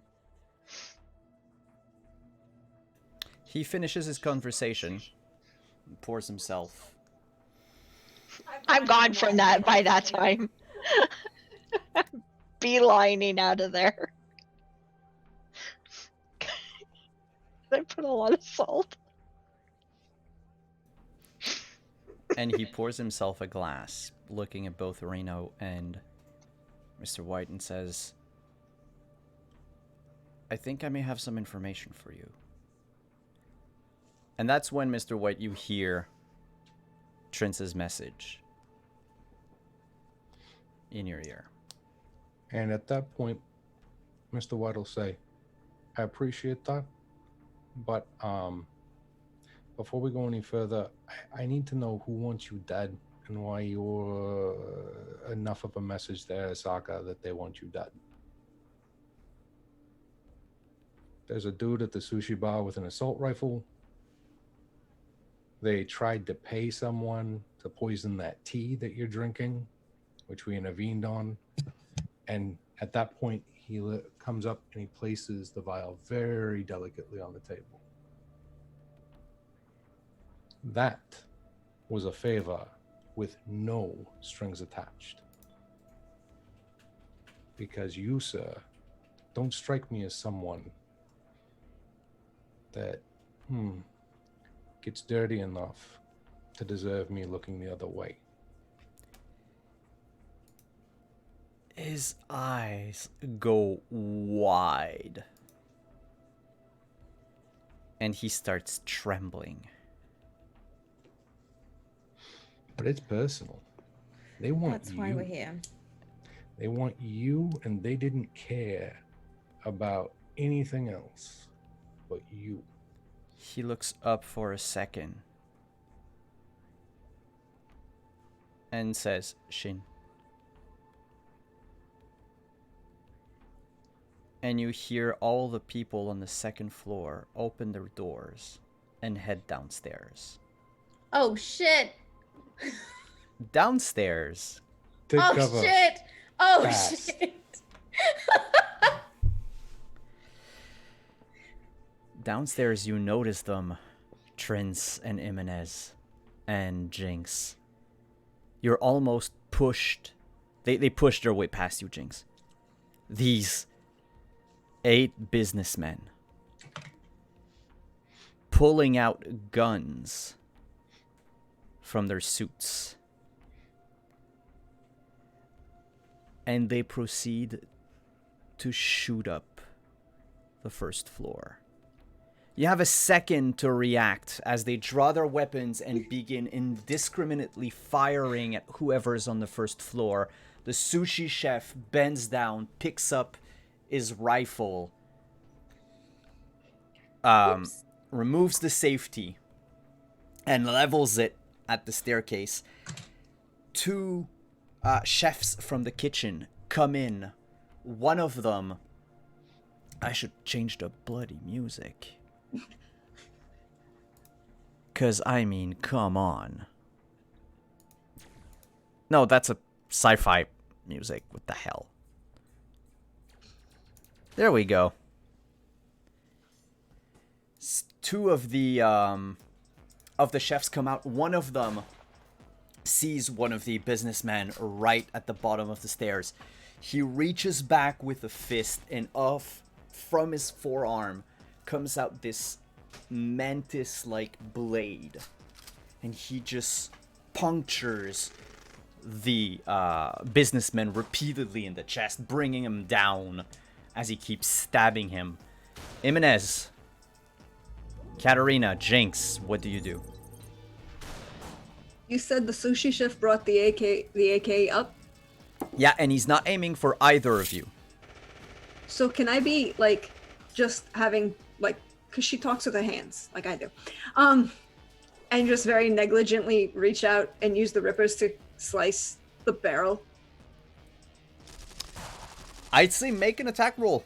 That'll be with his dodge, against his dodge, because if you make a move for the gun, he's gonna try to move it out of the way, if only because either he doesn't want to shoot you, or he doesn't want anyone to mess around with his stuff. Okay. Like, she's just, like, negligently looking like she's talking with her hands, then just swipes down, like she's knocking the...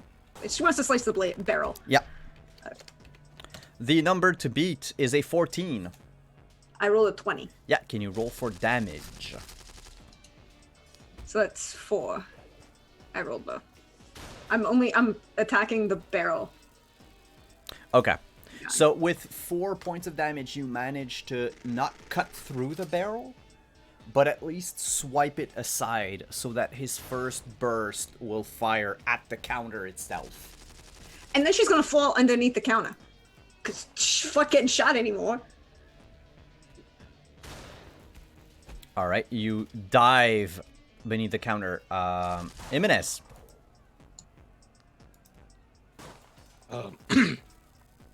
So Jimenez was actually still taking another bite as he glanced over his shoulder and looked at the chaos going on, and then suddenly sees that flash of finger blades come out, and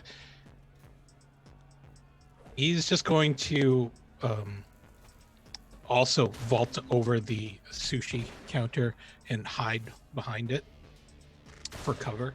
So you are both on the same side as the sushi chef.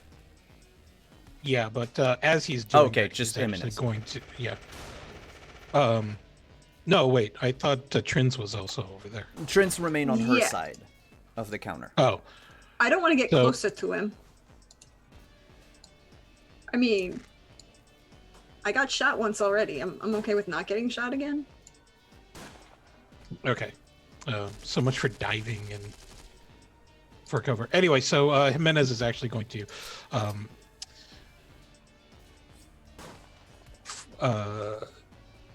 twist somersault over the sushi counter, and in that process throw a heel kick into that guy's face. Ooh, so you're aiming for the head. Can you make an unarmed attack and use the modifier headshot? He does not have any armor on his head. So I'm using brawling, right? Brawling, yes. The number to beat is 10. 13. You hit. Roll for damage. And I think because you're aiming for the head...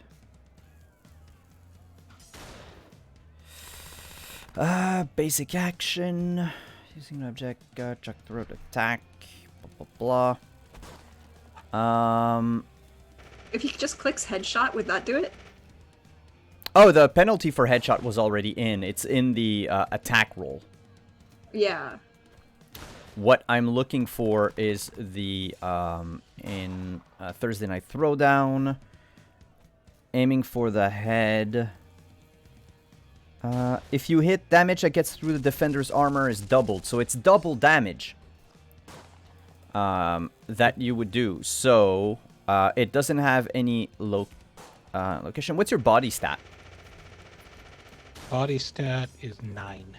So you roll 4d6 and you double that as you kick him across the face.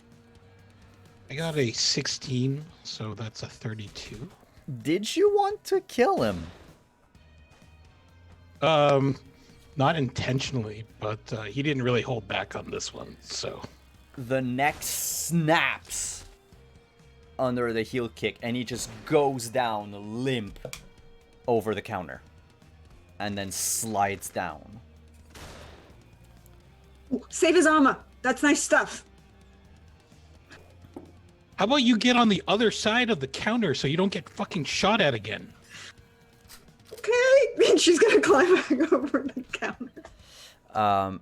Jinx, you were in the staircase when these people pushed past you, started shooting at patrons.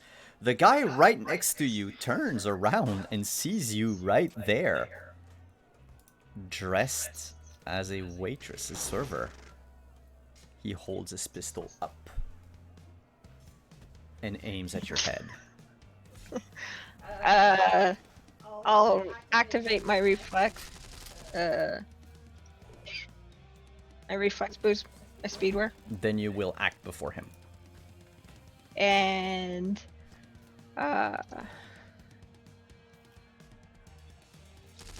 basically I want to wrap my arm around his arm and sucker punch him. Or punch In the face or not? Yeah, in the face. Then roll with So the that I headshot can- modifier. Okay. Brawling.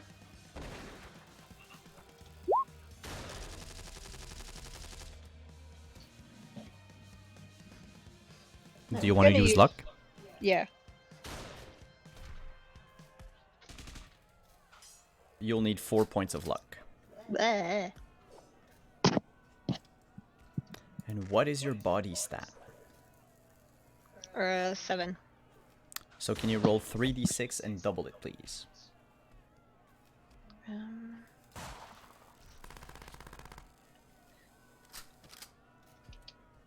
Can you remind me how to roll it? /R Okay. space 3d6. Thank you.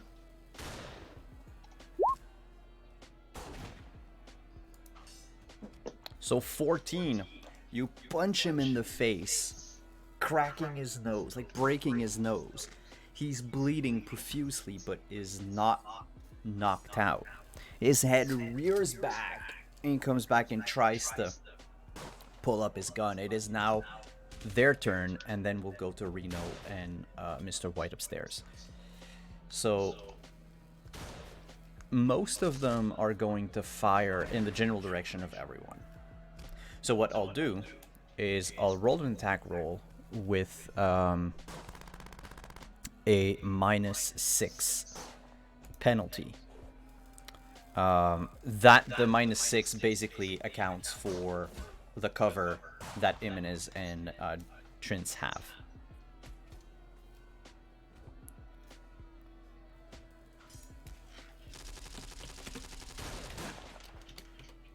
And I would like both Jimenez and Trins to make dodge rolls, please. Oof, you have to beat a 2. Evasion? Evasion, yeah, dodge is in Witcher.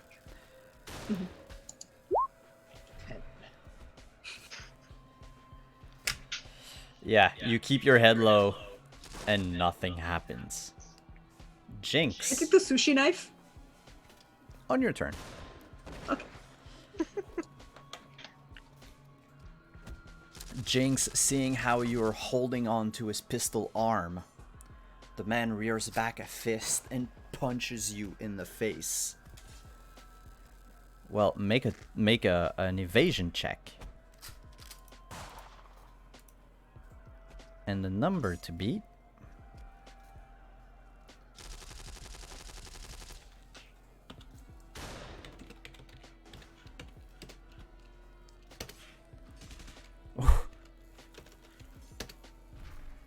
Damn it, the number to beat was a 10. I got 17. Yeah, so he rears back, punches, and you just deflect the blow. Meanwhile, most of the other patrons are now either heavily wounded, some of them are dead. 3 of the businessmen went into the kitchen, leaving, and 1 was dead, so there's only 4 businessmen left on the stairs. They're making their way onto the first floor, except the one that Jinx is holding. So there's 1 on the stairs, 3 on the floor, and 3 in the kitchen. Reno and Mr. White.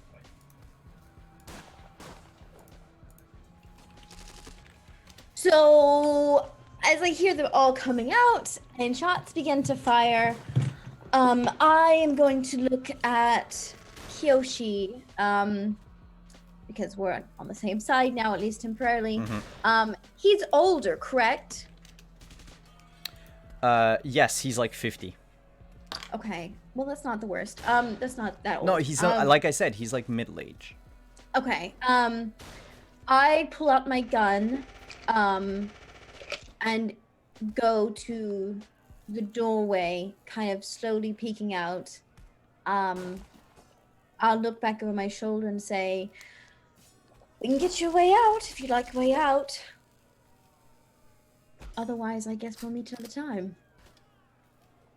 He pours a glass of tea, a cup of tea, holds it up and says, "My men will take care of that." And then swears something in Japanese. Yeah. They had to put something in the tea to make it look like you were getting poisoned. Sorry. I was trying to stop you. Gotta keep up appearances, otherwise people are gonna think we double-crossed them. You are very cunning. I think that was Jinx's idea. Hopefully your men didn't kill her. They will kill everyone working at this restaurant. Oh shit. Reno, do you see her out there? I don't think so. I will go to the top of the stairs though, because I'm behind them. Yeah. As you approach the top of the stairs, you notice this businessman trying to punch Jinx in the face. His back is turned to you. If you wanted to attack him, he cannot dodge you because he doesn't know you're there. So long as, depending on what it is. Yeah. I don't know what side this guy is on, and I really don't need to piss Arasaka guy off even more. I am going to shoot at him, but in like the shoulder or the arm, somewhere that's not necessarily going to kill him. All right. You're gonna let me heal him, basically? If you want to, sure. I just need to get him off of her. It's a pistol, right? Yes. Okay, so you need to roll a firearm check. Okay. Marksmanship test. And you need to beat a 15 to hit. Okay.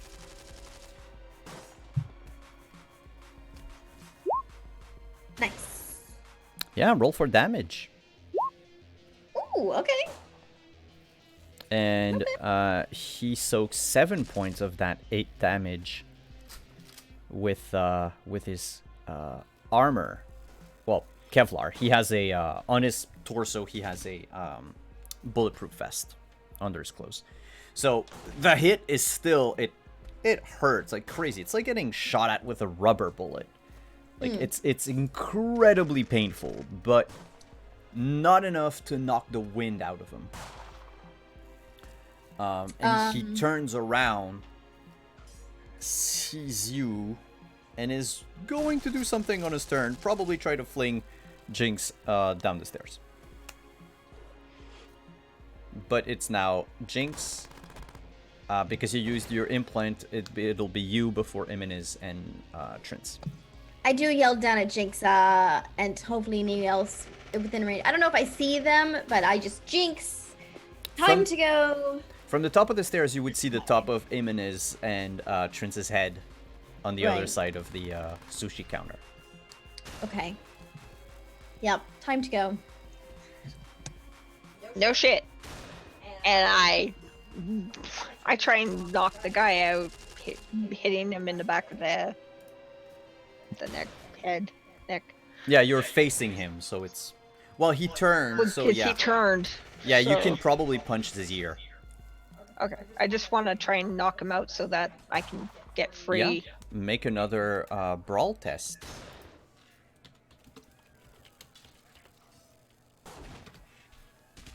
Number to beat is wait, did I roll a +8? Yeah. Sorry, it was supposed to be +6, so it's 16. The number to beat is 24. I got a 16. So you go to punch him, and he just rears back, and you're just short of hitting him across the face. Imenes and Trince.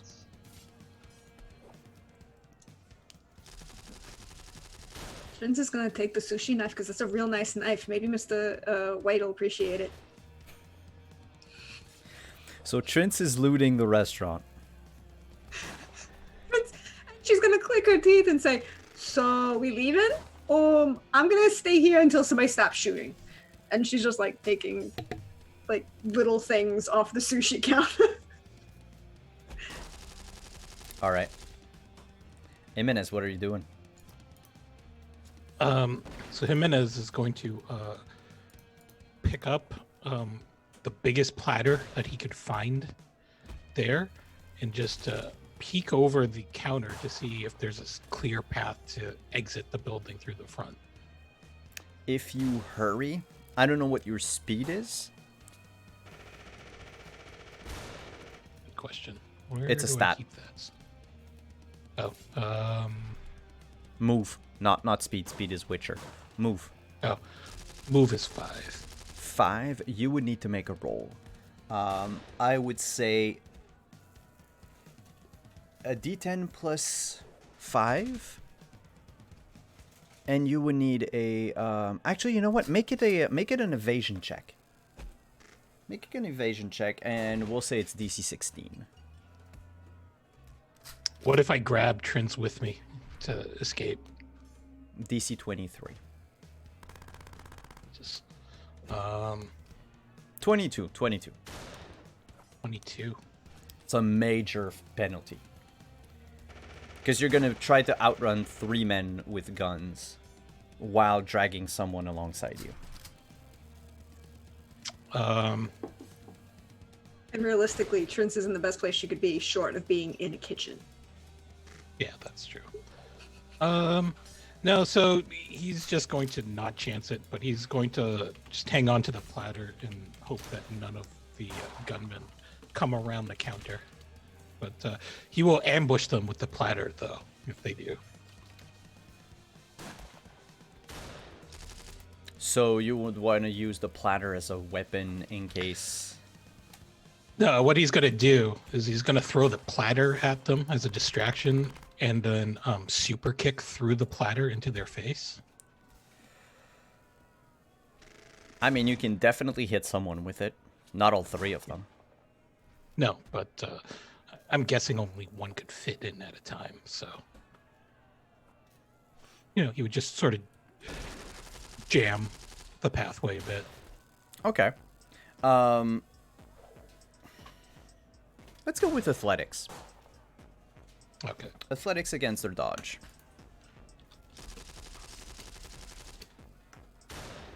15 to beat. 16. Yeah, you push back against the one of the assailants. And he tries to get his gun. Like, you're using the platter like a shield, or are you just kicking it in his face? So there's a move called the Van Daminator, in which he throws an object at someone. They catch it in front of their face, and while they're blind and can't see him, he's going to kick hard, and basically the platter is just going to smash up against their face really loudly.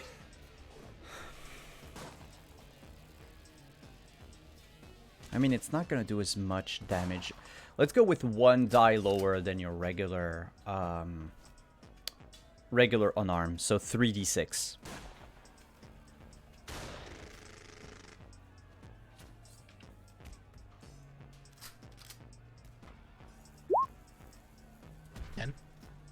Yeah, the platter hits him. And it doesn't send him flying, but it does force him to dodge out of the way as the platter hits him on the shoulder and deflects up on the side of his head. You have the way clear to leave the restaurant if you want. Okay. Can I drag Trince with me, or is it just me? Just you. Oh. No, I'm not that kind of person. Or he's not that kind of person, so he'll hang tight. Alright.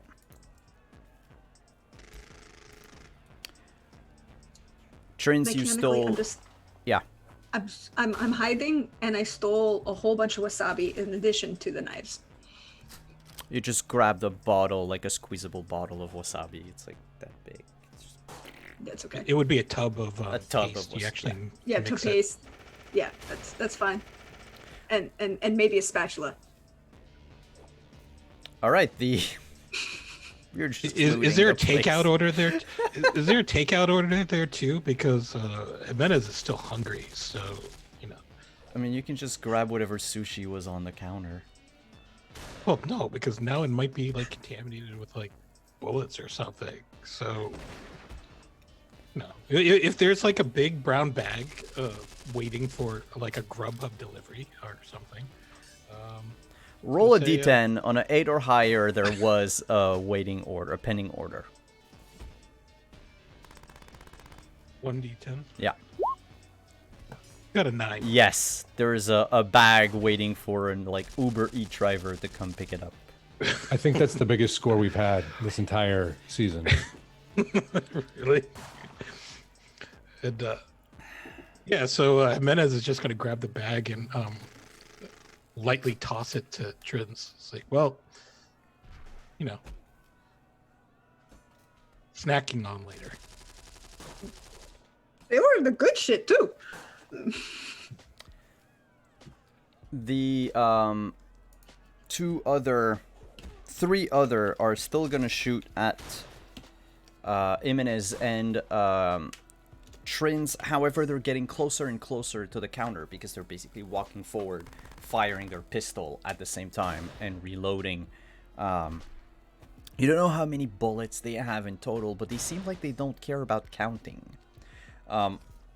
I'm gonna need both of you to make an evasion check against a 6. Do we still have you know, a like cover? I still put in the -6 in their thing. They would have rolled. Basically, I'm doing the penalty where Oh yeah. it would have to be a headshot in order for them to succeed. Yeah, whatever. Even Jimenez, who slipped up, succeeded. Ooh, I don't. but not Trins. I get shot again. Thanks. Trins, do you have any armor in your body? Yes, but let's see if it works. All right. What's the number?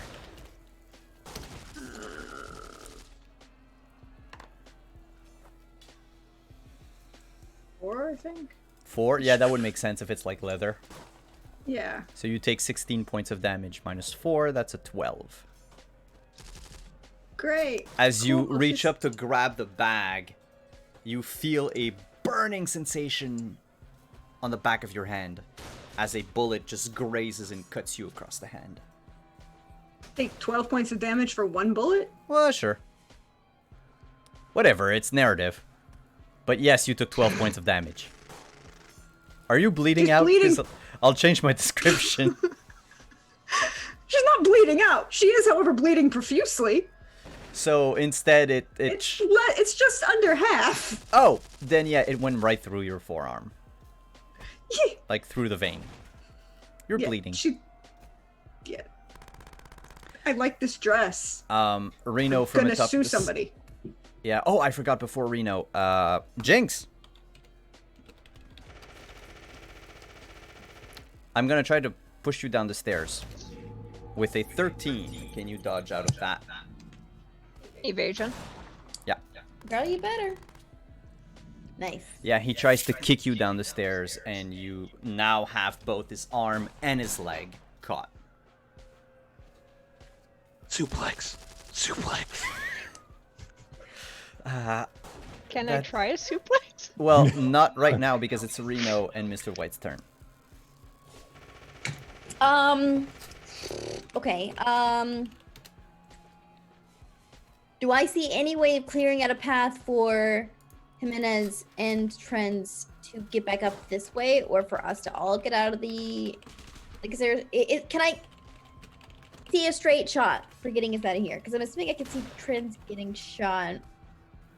Probably, if I could see the top of their heads before. Oh yeah, you definitely saw it. You saw the spray of red that just landed all over the sushi that was being prepped. Okay. Is it just the one guy that's kind of between me and the stairs? Yeah. The 3 other guys are past the exit now. If you wanted to book it, you could. But there's someone in the way in the form of a guy about to be suplexed.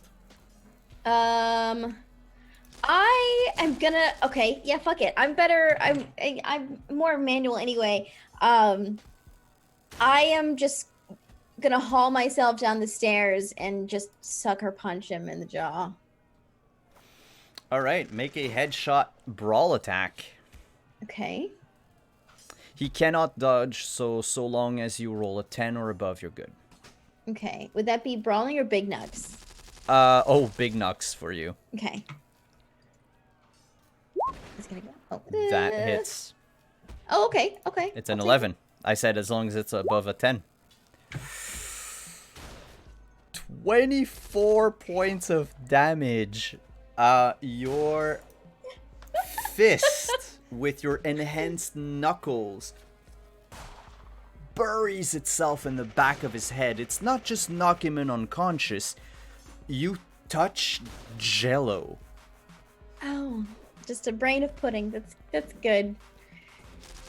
Well, she used a box as a teenager, so you know. Yeah, his forehead, from Jinx's perspective, got suddenly swollen, and then he became limp. Oof. White, let's go. And I'm gonna pick up who I can and go. I guess attempt to book it out of there. All right. Probably Trent. Trent is probably the most injured. Well, to get to Trins, you're gonna have to get downstairs, past the people with the guns. Okay. If you just want to leave yourself, you can do so. I don't want to leave them alone. Does it look like Trins and Jimenez are gonna get out successfully? Like, are they on the other side of the dudes? They're in the. Headed out? No, they're not headed out. They're pinned behind the counter. Okay. Okay. Well, no, I we're have a gonna have to. plan. Okay. I yell for White then. Yeah, I'll stay here and help defend. I will grab the dude's gun after dropping him and take off the shirt and rip the skirt so I have more movement. Yeah. I'm following you right now, but where's the fire escape? Through the kitchen. Okay. You still hear firefights coming from I- a firefight coming from the kitchen. Yes, Mr. White. I assume it's my turn at Yeah, this it's your point. I'll look at Mr. Kiyoshi and be like, "Excuse me, Kiyoshi-san, but I kind of need the rest of my people if we're going to be able to help you. So it might be good if you call off your attack dogs for anybody that's not in the kitchen at this point." He looks up, says a few words in Japanese, and downstairs in the restaurant, the firefight stops. However, the sous chef that Jinx had met with comes out running from the kitchen, booking it to the exit. And as one, the three businessmen turn around and shoot him square in the back until he stops moving. And that's where we're gonna end tonight's game.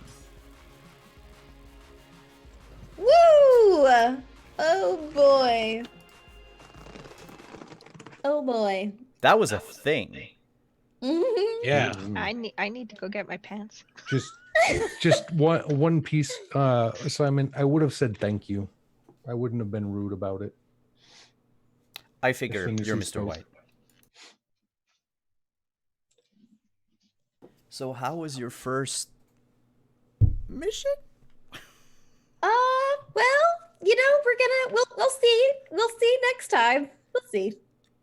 I like this trend. Last 2 times there's been a firefight, Mr. White finds a comfy seat next to the person who, holds all of the power over the bad guys and just talks to them. Mm. And I get shot. You get shot. Exactly. Why is it always you? Exactly. Okay, I don't like that trend, but I like Mr. White's trend. You know, the armor that the chef is wearing, you should probably take it, Trince. I mean, she did say that she wanted the armor. Or just She's get like, a "I'm gonna body take made that." out of steel, like me. It's fine, No, because she Just get your can't do arms cut off. actual work. Then she can't do So, it. so Jimenez is going to actually have to carry both Trince and the poor chef that he killed out. Just strip him of his armor. Well, I mean, there's I still a firefight going on in the kitchen, so. Oh, no, after that that chef runs out, the firefight stops in the kitchen. He was the last one. Oh, My apologies. okay. Yeah, I'm gonna walk out. I'm good enough to walk out. Barely. Also, I forgot that I had luck. That would have helped. Yes, luck is always important. That said, let's go around the table. Tell us who you are, where we can find you, if you enjoyed tonight or not. Hopefully you did. Let's do the reverse order. So counterclockwise, we'll begin with our injured member of the party. Oh, I'm doing great. Hey, all, you know me. I'm at Deirdre on Twitter. Proxigorth as my 4 A's. You see me hanging out in the Twitch chat. And this was great. I had fun. I was waiting till they got close enough and I was going to fling a shit ton of wasabi in their face. I thought you were picking it up to go eat it at home. No. I thought you were just Sitting there looting the with a place. spoon? Like, I'm stealing a spatula, I'm stealing wasabi, I'm stealing a knife. I was like, you're definitely just like pocketing anything that you happen to put your hand on.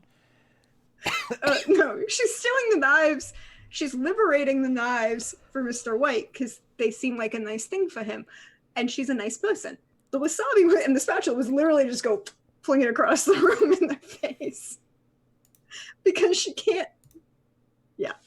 But other than that, you can find me tomorrow back here as the Vampire Nightfall returns, as we are getting ready for the end of season 1 in the near future. Things are getting juicy in New York. And then you can find me over on Katie Face's channel on Monday for the finale of Lady Blackbird. And it's a Lady Blackbird campaign. That's all the drama all the time. And then Wednesday, I'm over on Tales from the Grim for some Witcher Family of Wraiths, and things have gotten really interesting. I wasn't going to say that until you told me that I could. Okay. Apparently, I'll also be here on Tuesday. And there are things that will be happening on Tuesday. I'm not going to surprise. There are surprises. I'll let Simon talk about everything else. But I cannot wait because we get to come back next week and find out what else Trin stole from the sushi counter. I mean, it's your first dungeon, so like Trin's. loot She the lives place. on the waste not. She's a waste not, want not. She takes everything. Next up is the negotiator. Yeah, I'm just your friendly neighborhood, guy. I like to make friends. What can I say? And Mr. Kiyoshi seems like a very nice person to make friends with. My name is Chris Geary. You can find me on Twitter at Chris Geary. You can find me here on Wednesdays starting at 9 p.m. for the Strandager House, where we do promotions of smaller creators, shows, creators of games, and of tabletop accessories or adjacent products. I do have a couple slots left, actually, for the third week of March. So if anybody is interested, or if you know someone that you think would be good for the show to give some limelight to, definitely find me on Twitter and DM me information related to that. Otherwise, you can find me on Fridays. And currently, I'm looking for playtesters for a new RPG. Make sure to reach out to Chris, either if you want to be on Stranger House or if you want to playtest this game on Twitter. Next up is the, I'm not going to say the server of the group, but the would-be poisoner. Yeah, that works. Hey, I'm Ran, at Heaven's Night on Twitter, or Burns Through the Rain on Twitch. You can find me here on Fridays for now, and maybe more later. Thank you. Up next is the Man of Fire. How's it going, everyone? My name is Anino. You can find me on Twitter at Anino Gaming. Up next, this weekend, I am back to playing and streaming. So you will find me on the Other Doc channel. You might have seen them in the chat there. Tomorrow at 8 p.m. Eastern for Edge of Paradox, our Invisible Sun campaign. And then back again at Sunday at 7 p.m. on the channel for a Dark Matter campaign called Ghost of Saltma, which is DM'd by Origami Shuriken. For more information about what I do, you can visit my little landing page at aninogaming.com.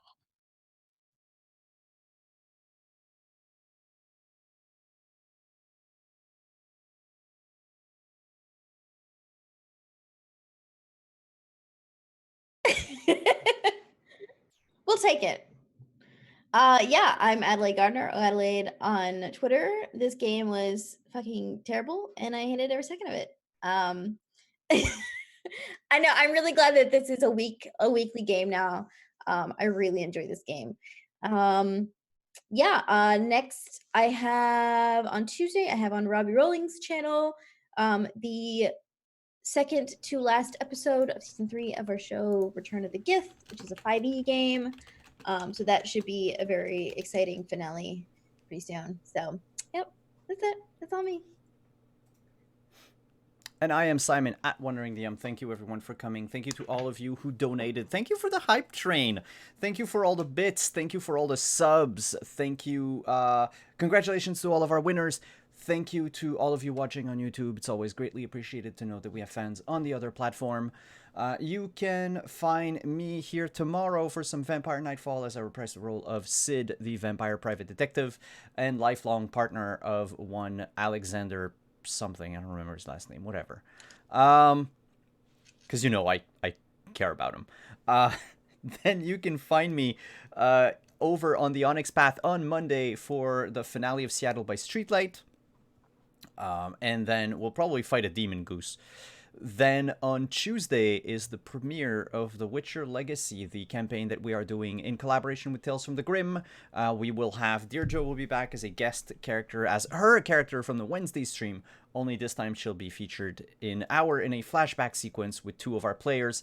Then on Wednesday, there's nothing. On Thursday is the premiere of Dragon Age. So our Dragon Age campaign, The Search for Anders, DM'd by Cypher of Tyr, Tanya. You do not want to miss this. And then Friday for some more Cyberpunk. Did you say there was nothing on Wednesday? No, sorry, I don't have anything on Wednesday. No, wait, I am. This Wednesday I'm on Strandager House. This Wednesday, you're one of the guests. Oh my god. On Strandager House. I thought it was next. Yes, it's next I'm week. randomly muting you throughout that stream. Oh, I apologize. Oh, God, my head's all over the place. And I want to thank all of our sponsor, Mage Hand Press, Artos Saurian Games, Found Familiar, and of course our partners through the Diceomancy program, Level Up Dice. And before we leave, let's go and raid our friend Lindy, who's playing. We haven't raided anyone in a while, so let's just raid Lindy. And everyone, have a good night, have a good weekend. We might see you tomorrow or next week. Bye-bye, everyone.